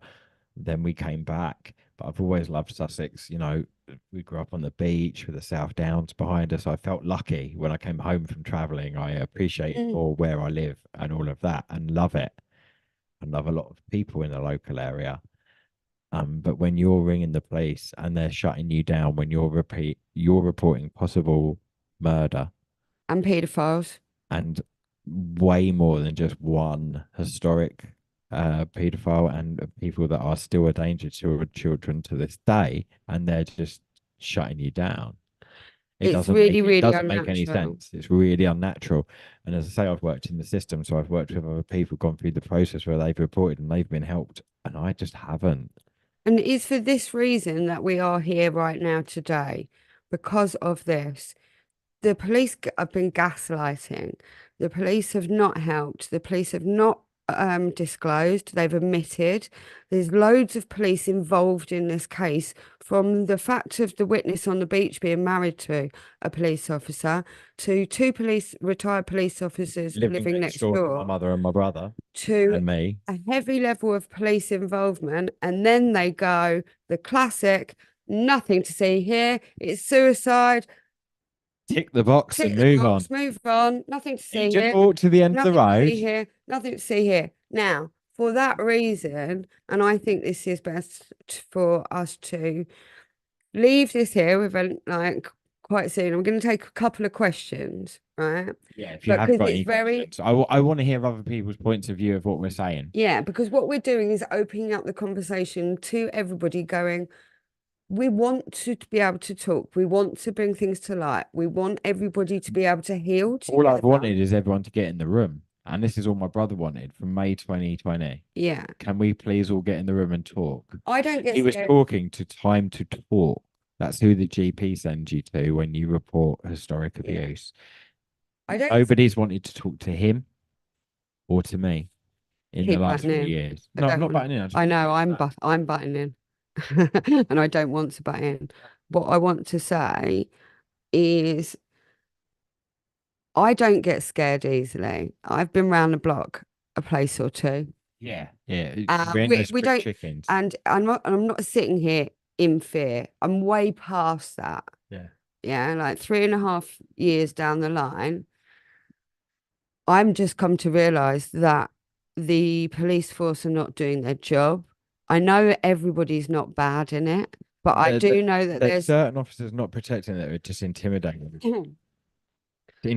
victims yeah, because they're on the payroll. they're intimidating victims and they're shutting down sexual abuse survivors Left, right, and centre. left, right, and centre. And this is the common thread that I'm seeing. So even though we're sitting here in this scenario, the common thread that I am hearing and More victims. seeing is that it is sexual abuse disclosures, survivors, and these kind of victims, and domestic abuse, rape, all of this, any sexual crimes, these are the ones that are getting shut down. Yeah. And that's from rapes to child abuse across the board. Yeah. Now, and honestly, Sussex police may watch this. I'm Uh, sure they are. They're watching they're our probably, whistleblowers. They are. and Hello, Sussex Police. How are you? I hope what, you're having a lovely cup of tea and a donut right now. and what I want to say is this. I know everybody's not bad, but I also know everybody's not good. And where there is a possibility of corruption, there always is some level of it. And the way we have been treated has been obscene, inhumane, disgusting, disgraceful, wrong to the absolute core of wrong. And this is what I, as a witness, and I'll say this, I have witnessed. Now, the reason that we are having to get 2.5 grand, which isn't much money, to start this process with the lawyer is because the police have failed. And the police have been so bad that we cannot trust the police to do anything without having a proper lawyer, criminal lawyer that knows the law and is going to make sure that the rights of us and the rights of Tim and the rights of everybody else that are being failed by the system are being upheld. Because if we cannot go to the police for help, then every victim is screwed. It's all very well when you've got guys going, doing the whole gangster thing. I'm not. This is not a game. This is real life, and we don't. It's not. I don't get involved. I've always stayed away from violence, away from the dark side, away from crime, and I do that by staying away from violence and people that are exuding that kind of dark side, and that has kept me safe. And I treat my neighbour like treat my neighbour like myself. All of this, that is how I live my life. I always have.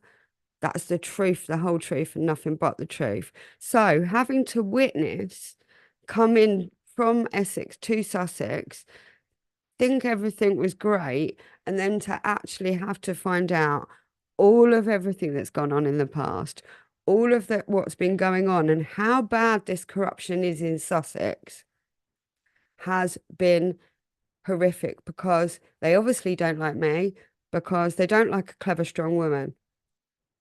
And they also don't like me because I've been standing in the way of making sure that my husband isn't deliberately provoked, deliberately triggered, because he is being, but I am able to help him instead, which often happens.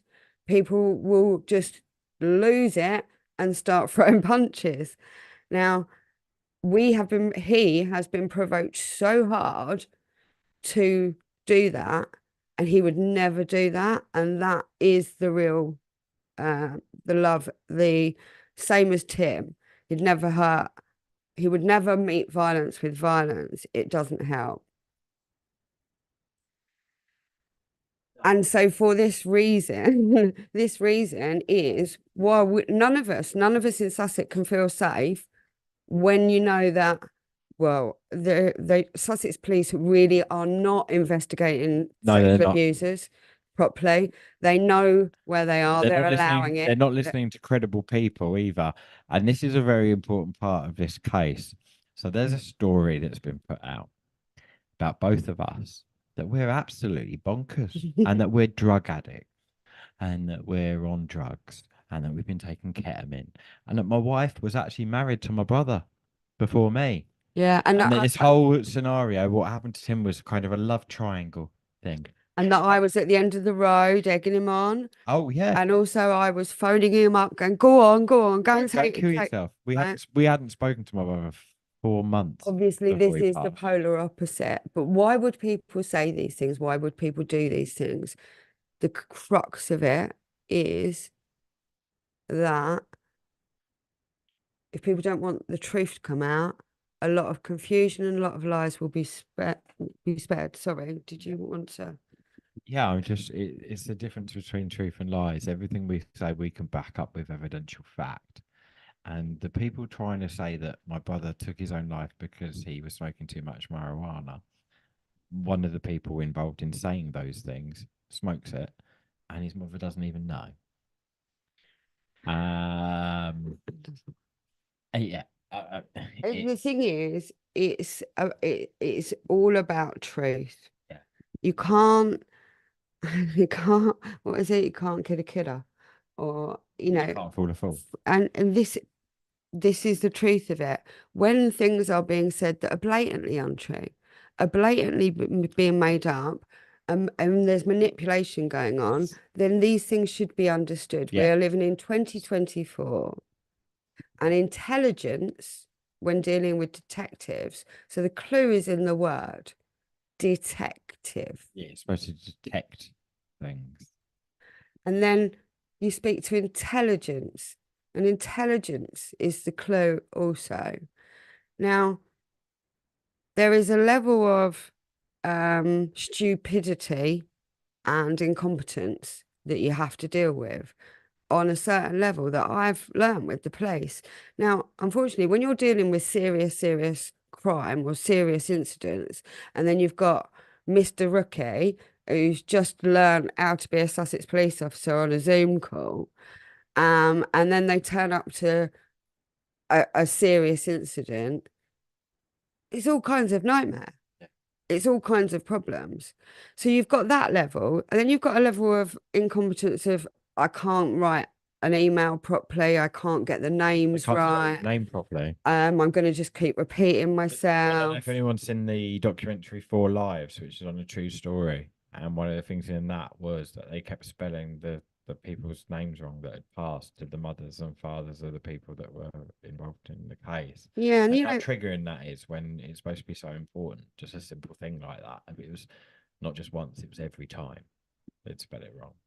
and they are really simple things, but especially when you're dealing with bereaved people, or and victims. It's not just bereaved people, it's victims. It's Yeah. when you're dealing with those kind of things, you should be meticulous, you should be really careful. It doesn't matter at the end of the day, it's not the worst thing. But when when it's repeatedly happening over a process of 400 emails and all of this kind of thing, obviously it gets tired. But then you go, right, well, can we speak to your superior or the Sarge?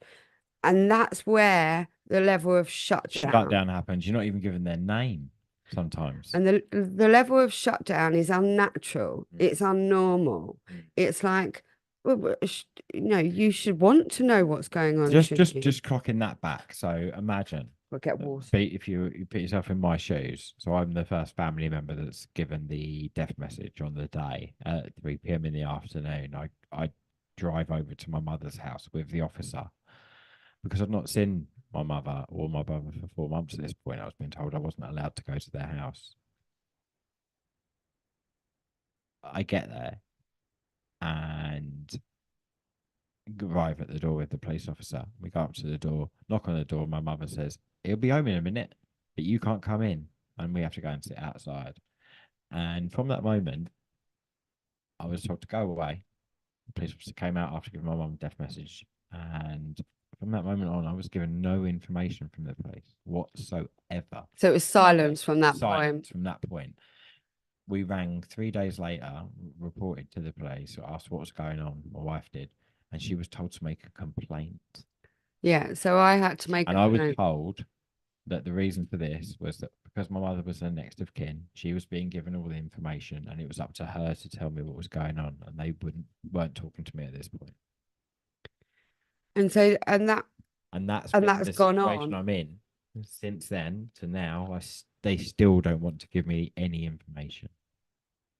No.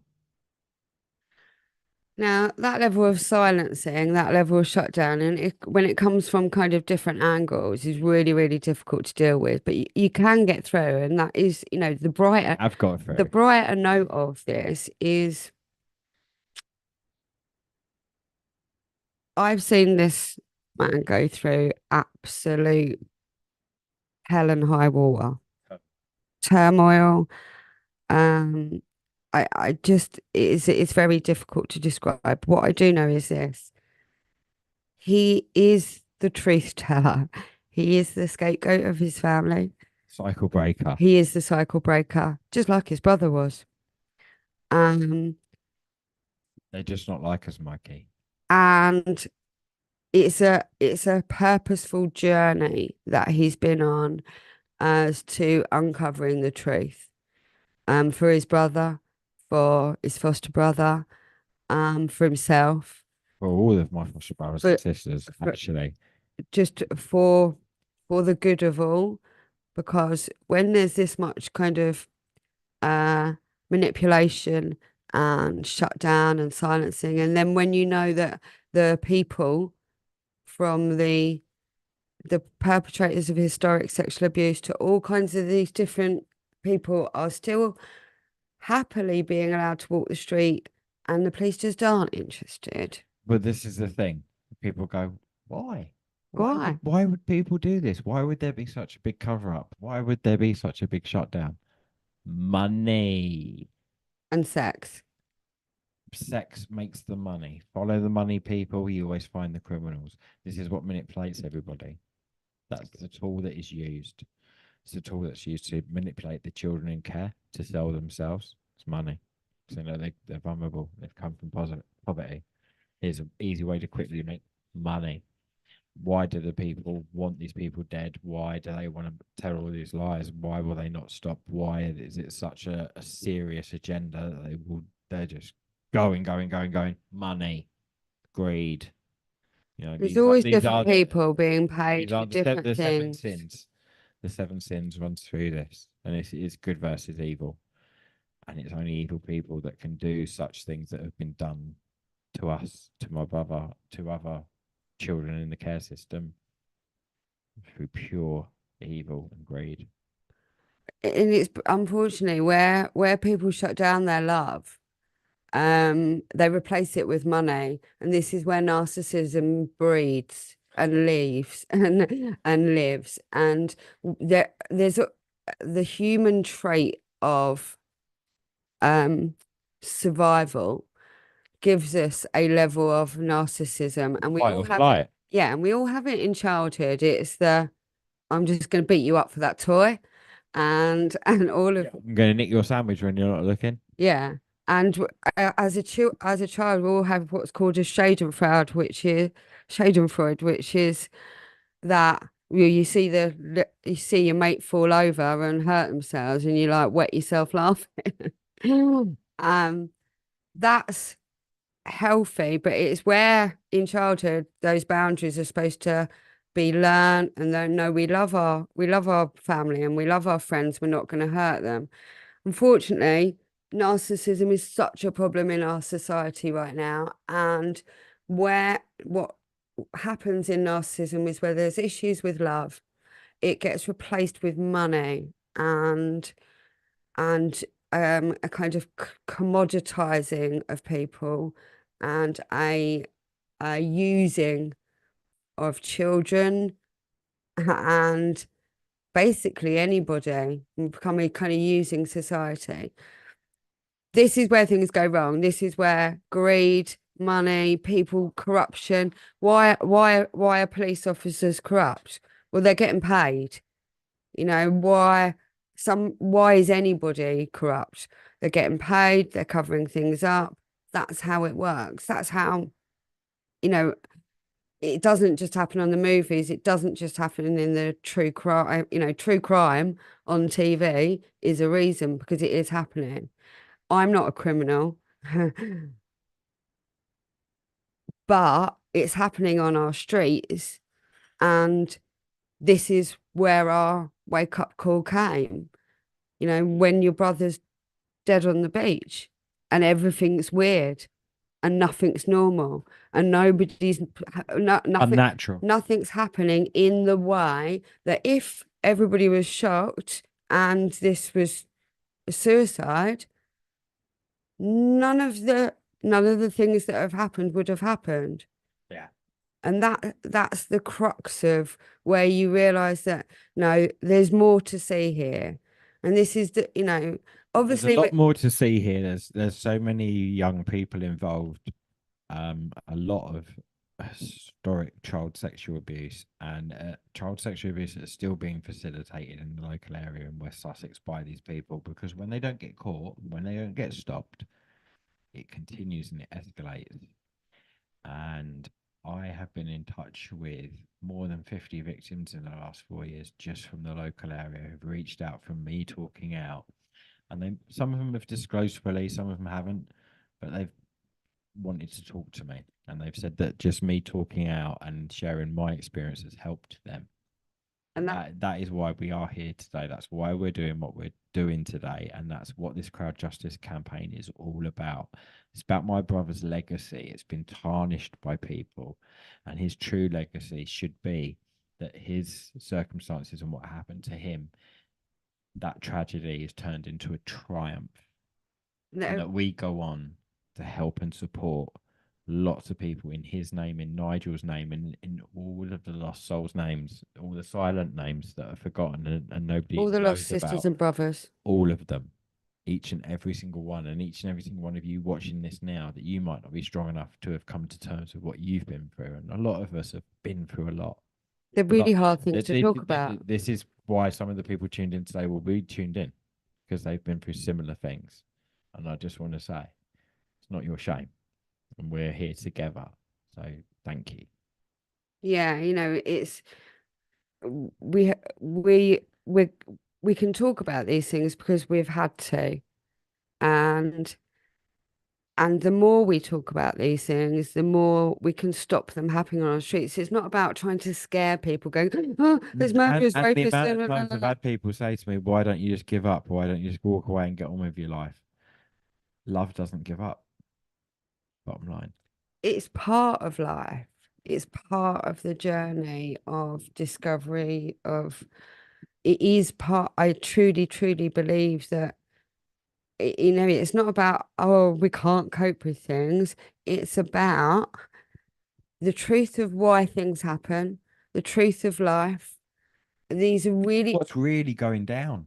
because if when you're in the dark, and that's what I can only put it as, Mike was put in the dark, and I've been desperately trying to give him as much light as I could, because when you're put in that dark place, and what I mean by dark is silence. No, we're not going to tell you things. No, no, no. Isolation. Isolation, silence, Secrets. secrets, blah, blah, I blah. won't answer your question. Every time you ask a question, they answer with a question. Typical politics speak, Yeah, double speak, double speak, all of that, double and speak, that's a severe gaslight, narcissism trait. this kind of thing. And I just, oh, Go sorry, on. when you carry on. No, this is you. No, but if it wasn't for this woman right here, if I'd had to go through what I've gone through on my own, I wouldn't be here, people. Simple as that.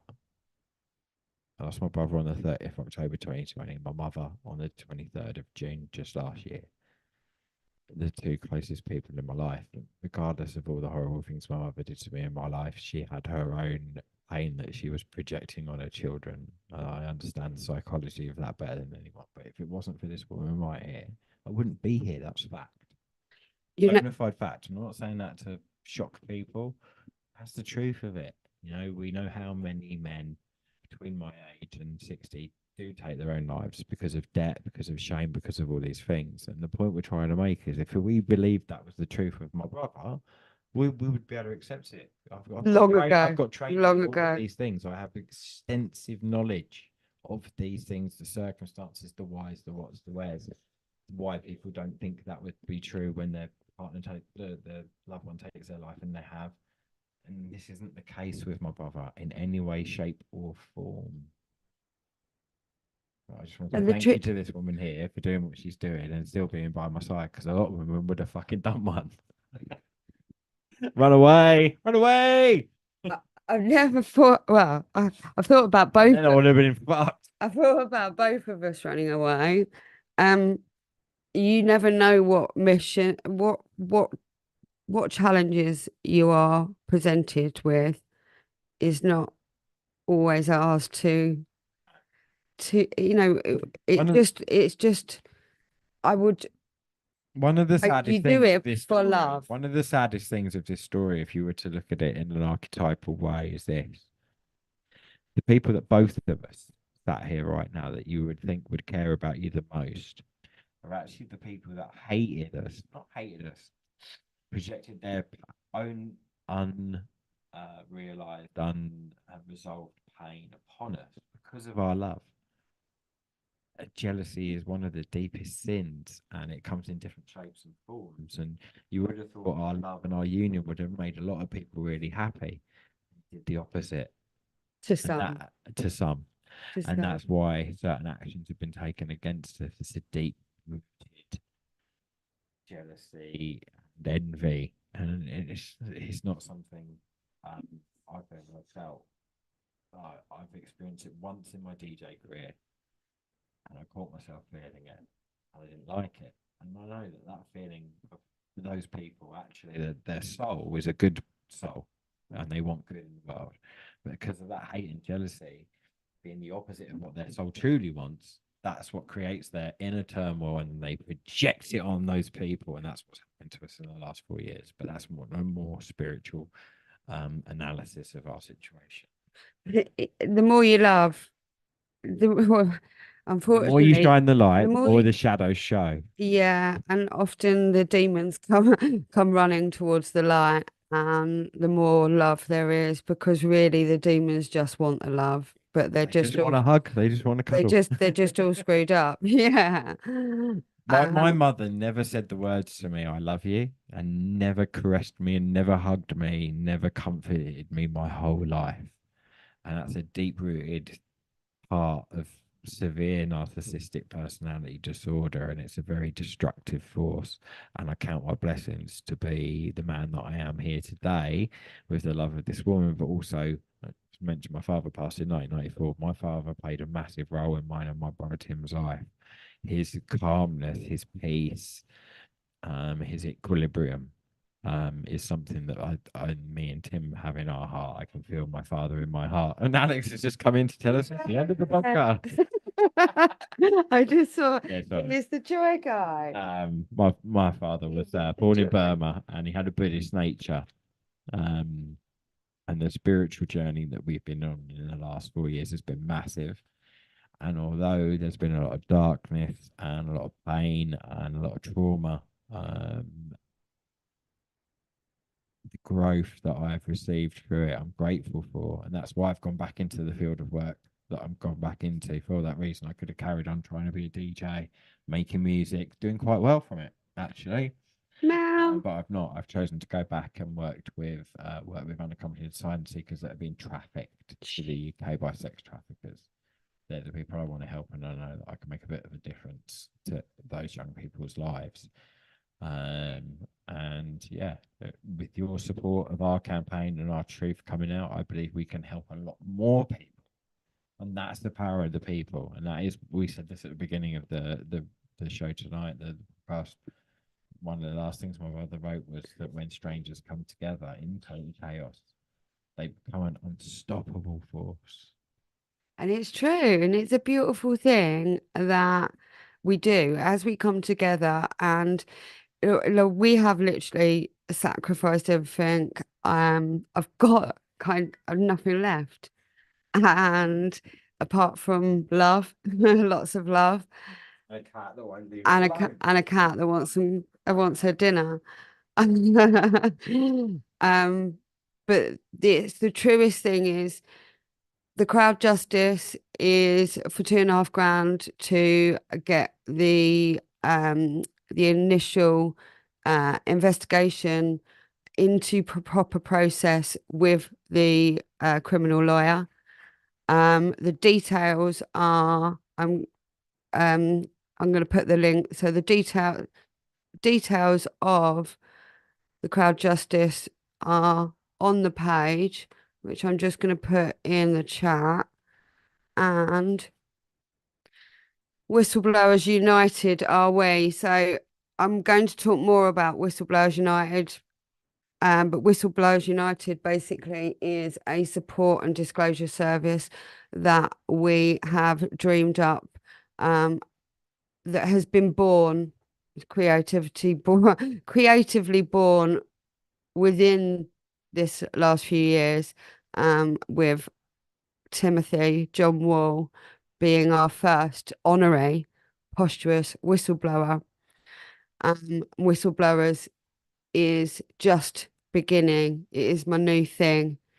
our new thing, and I want everybody to be involved in it. You can see the website. I've just also put further case details on this are on that Whistleblowers United site, which I've just put in the chat, and I will also put it in the comments afterwards. So if anybody wants to look at that, um, every pledge really helps because we only need 30 people or 20 people, and 30 people giving us a little bit, or it doesn't take much, and we'll be there and moving things forward in the next week or so.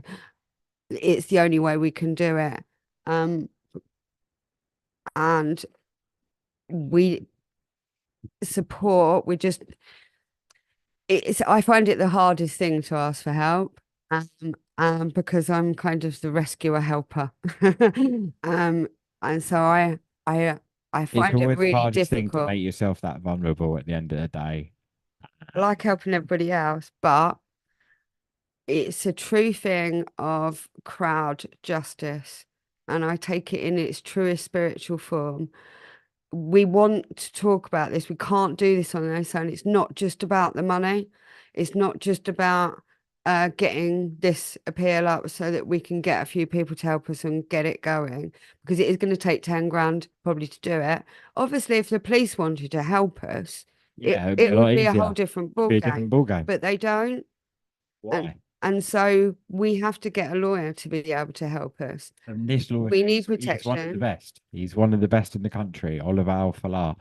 I don't know if you can put his link into I the, will put his link in, but it is on it's on the crowd it's on the justice. crowd Yeah, justice. and All the I'm funds so go grateful. directly I'm to so grateful to Oliver for his help in the last year pro bono. He's been looking at this case, and men of his caliber don't do that if they don't think they've got something that's something, and he can see what we've got.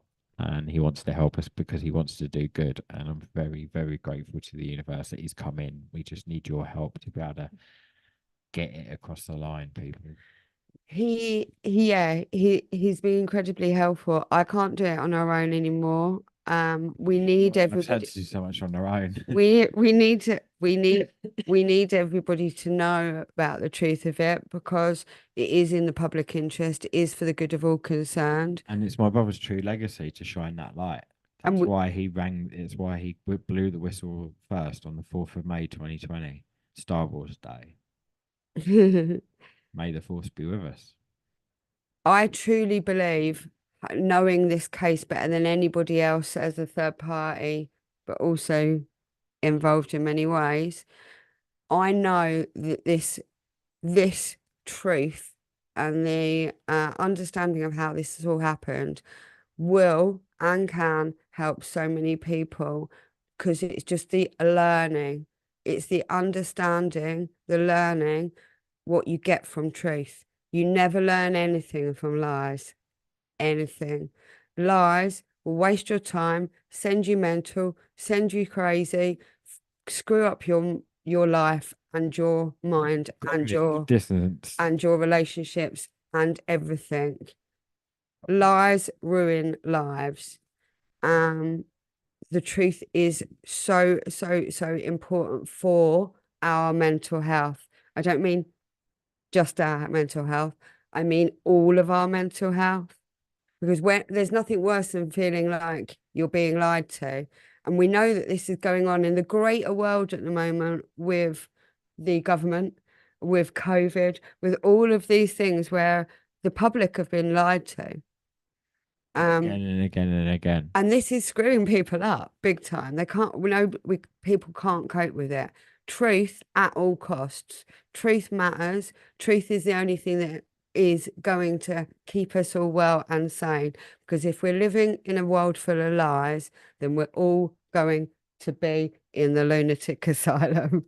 Because at the moment, Like a bad episode of One Flew Over the Cuckoo's Nest. it is. And that was what my brother was doing behind my mother's back. Yes, and yeah, it is quite fine to share our links wide. I'm going to be doing a mail Please around do. now. It's not just about people chipping in. I know a lot of Just people are share really them, yeah. the sharing, Share the the link, commenting, the liking, the giving us getting involved in messages, the sharing conversation. your experiences as well. If you've gone through similar, we're here to help you. All of those things have so much value. It's not just about the monetary value. If I had the money to pay for all of this, I would have done it ages ago. I've been stopped from doing that. I've been stopped from protecting my wife. I've been prevented from doing all of these things. It's been the hardest thing to be quiet, to not blow my top, to not lose my rag, to not explode, to not lose my mind. I've kept it all straight and I've done it the right way, and I'm proud of that, whatever happens. So yeah, everything is really appreciated. Eh, Thank you for tuning in. Thank you for listening. Thank you for at least trying to understand He's this been world. he's been an absolute superhero, and I know that his brother and his father are literally by his side, willing him on, going, go, Mikey, go, blue boy. And it is the truth. That's what love does. That's Yeah, how love feels. I'm at blue dot boy 1977 on TikTok. There's a few stories and videos on there that link to this case that if you go back and watch, might fill in a few gaps for you as well. And so, yeah, we know how difficult death and these kind of things can be talked about, but talking about it really does help. And the having these conversations, honestly, ask us anything. If we don't want to answer it, we'll go, oh no, we can't, or whatever. But honestly, we are open. This is a channel. Um, all of our channels are open. We are very open people. Of course, there are some people out there that may try to smear us, say different things, try to stop you donating. We did a crowd justice 2 years ago. We did crowd justice 2 years ago to try and get a lawyer for the inquest. We got a Or lawyer. We got a lawyer. We managed to raise £2,600 in 1 week. We got a lawyer, and then the coroner refused the adjournment that the lawyer requested. And so the lawyer couldn't take the case because they just didn't have time to actually look at it. And they would have also needed 10 grand within 1 week, which was impossible for us. Now, the next of kin was still alive at that point. The next of kin was not at the inquest. The next of kin would have been entitled to a free lawyer, but we weren't. And that's the ridiculous scenario that you're putting. And this is why it's been so hard, because we've not got any of the support, any of the legal help, any of the anything that we should have got as bereaved relatives and the closest personal relative to Timothy. So when we did that, some people tried to stop people donating. Like one of my DJs, Adrian K in Andorra, he donated and they were trolling him, going, "You're wasting your money." It's just anybody doing anything like that, it shows themselves. So I'm just pre-warning on that. Um, can I take any questions? Hold on. Let me have a drink of water because my mouth's running out.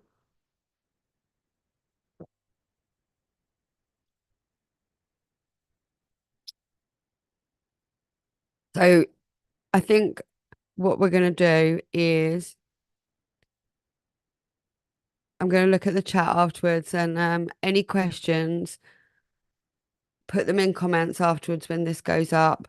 We're going to carry on the podcast. Thank you to everybody that's been tuned in. Thank you, Healing the Silence, James Waldron, Kerry, Terrace Wilson. I've been seeing Terrace Wilson. I've been seeing lots of your comments. Thank you for those. We've been on for 2 hours now, so I'm going to sign out and get some dinner. Thank you very much, everybody, for listening, everybody that's here, everybody that's helping us, supporting us. Love is the message, love is the answer, love is the story. Um, coming together is love is all we want to do. Coming together with love and truth because it matters. Um, Thank you, everybody. Mike, do you want to come and say goodbye?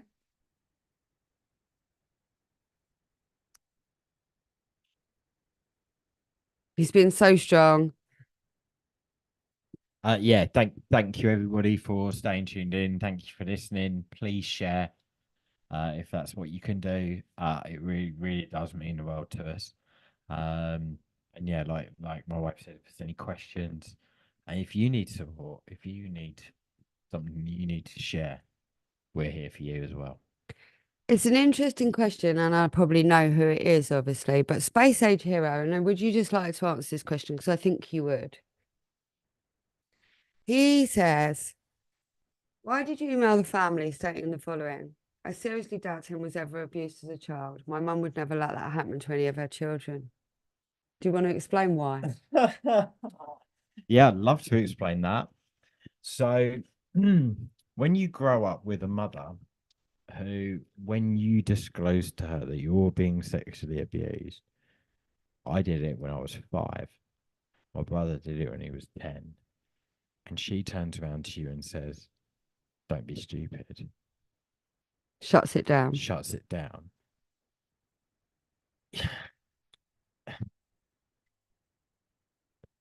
Difficulty that causes in your mind of what's right, what's wrong, what should happen is You shut it down you and you shut it down. believe You what shut you're it down. told by your mum. You believe what you're told by your mum. You believe that nothing's wrong. You believe that she is great. You believe that there's no way that she'd let that go on. You believe that You want to believe your mum. you just want, yeah, of course you do. That's what all kids do. I've worked with many victims of child sexual abuse, victims that have been abused by their parents, by their fathers, by their mothers, and they still just want the love of their Mm. parent. When my brother first started talking about the sexual abuse, he'd just been put on sertraline. He was talking really fast and rapid, and he was saying loads of things that didn't make sense. He was saying that he'd never disclosed before, and actually, he disclosed to me when we worked in Andorra together. He'd spoken about this. It was a night, an after party, and it just Yeah, and came out. it's a different kind of disclosure. Yeah, And this is the completely thing. different kind of disclosure. And I'm obviously remembering that this is a really, really in clear thing. Remembering that Michael was 0 to 3. When the sexual abuse was happening to my brother, yeah. And because me and my brother were so close, I thought he would have really, he would have opened up. He would have told me about this stuff if it had happened. You have all these questions in your head. But like I say, he did disclose to me early on. And what I didn't understand then, that I understand now, in historic abuse, it's not just one occurrence, right? And when it happens to a young person and they get taken advantage of, all the predators come in. And it's a very, very difficult and dark road to navigate. And the one of the most difficult, and I will leave it there, but I know you wanted to answer it because we were about to finish, but I knew you'd want to answer it. I'm One of happy them, to answer any question. one of, Anybody, one of family, anyone, friends, everybody anyone. get I'm in the happy to room. sit in the room with you any time, and I've got some questions for you as well For that I've not been. for everybody, Yeah, because obviously we're not the same, but one of the most difficult things Michael has had to deal with is mm, uh, going through the mother's maya. And what I mean by that is yeah. the lies told by his mother. The whole time that leading up to my brother's passing, my mother, I'm talking to my mum on the phone. I've got all these phones recorded. I've even got a phone call, 2.5 hours of my mother recorded in February 2023, where she says a lot of things. And up until the day my brother passed, I believed my mum. I never thought she lied. I thought she loved me. It wasn't until the day my brother died and she shut the door on me and told me to go away that she'd speak to me in a few days, and then never spoke to me again, and then blamed me for his death. And then I found out that she'd been telling the family all kinds of things that had been going on in between May 2020 and his passing that are factually untrue. And went back through your life, And went back through my right through life, to got my childhood. hospital records. She lied about the circumstances of my birth. She was a pathological liar. And she had pseudological fantastica. She was sexually abused as a child by a family member as well. She never dealt with it, and that's where the cycle continues.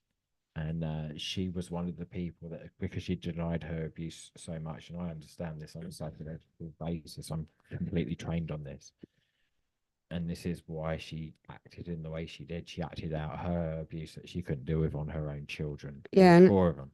and this is, this isn't about blame and shame, but as we were It's talking about about, psychological we were fact talking of about, why these things happen. and It's we're about talking the about root cause. lies, It's about the truth and root. lies. It's about the root cause. If Yeah. you go into a mental health system, they just deal with the symptom, and they give you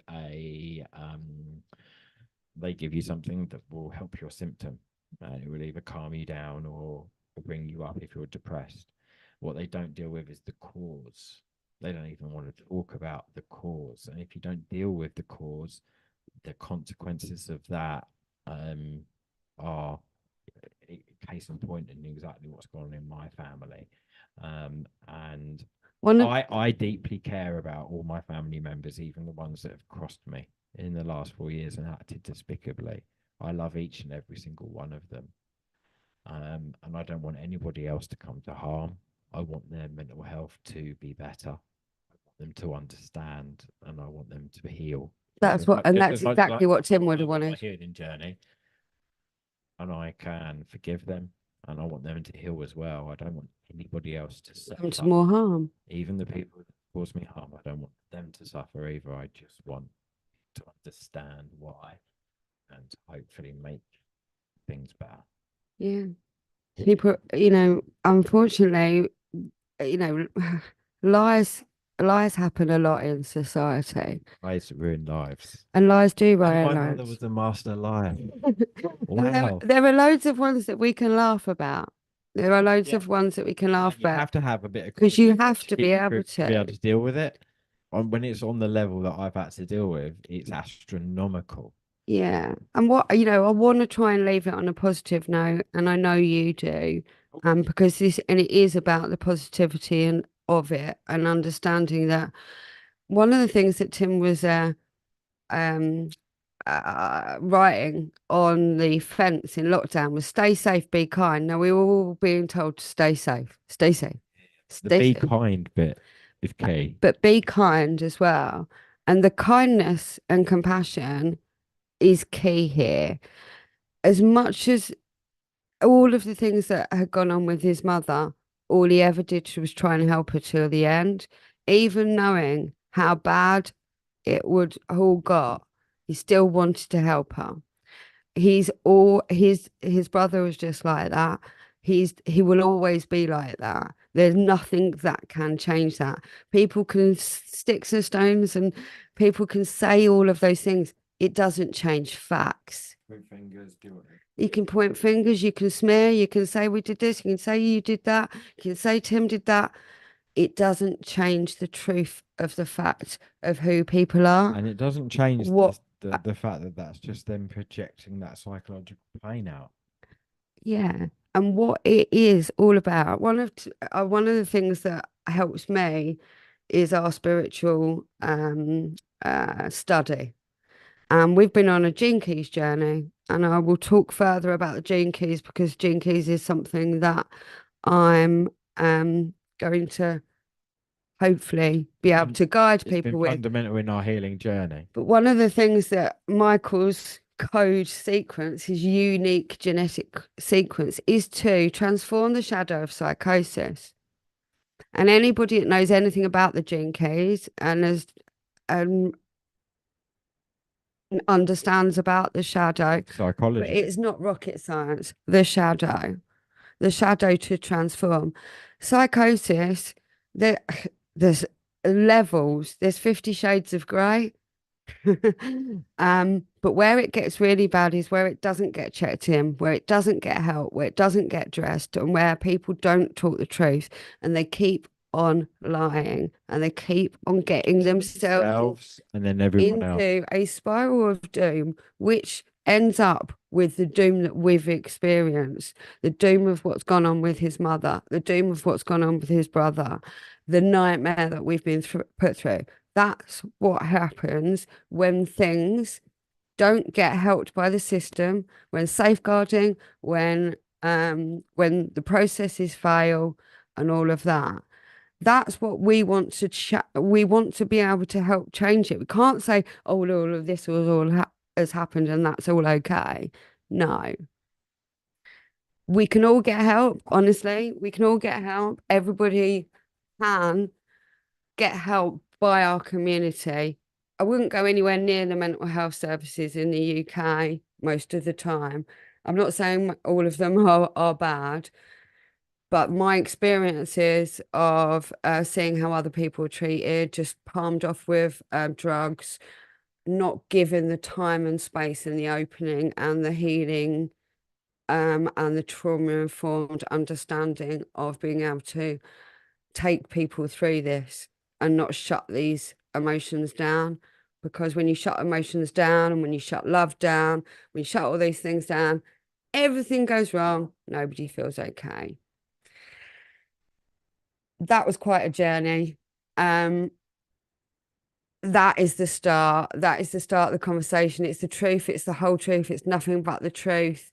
It's not easy. It will get easier as more things come to light and as we get more support. Honestly, I really want to thank everybody for the support, and I hope everybody is okay out there, and I hope everybody has a lovely Saturday. We're going to keep talking and keep bringing the truth and love to light. And so say us, and so it be. So peace out, everybody, and we will see you in the online social world. Much love.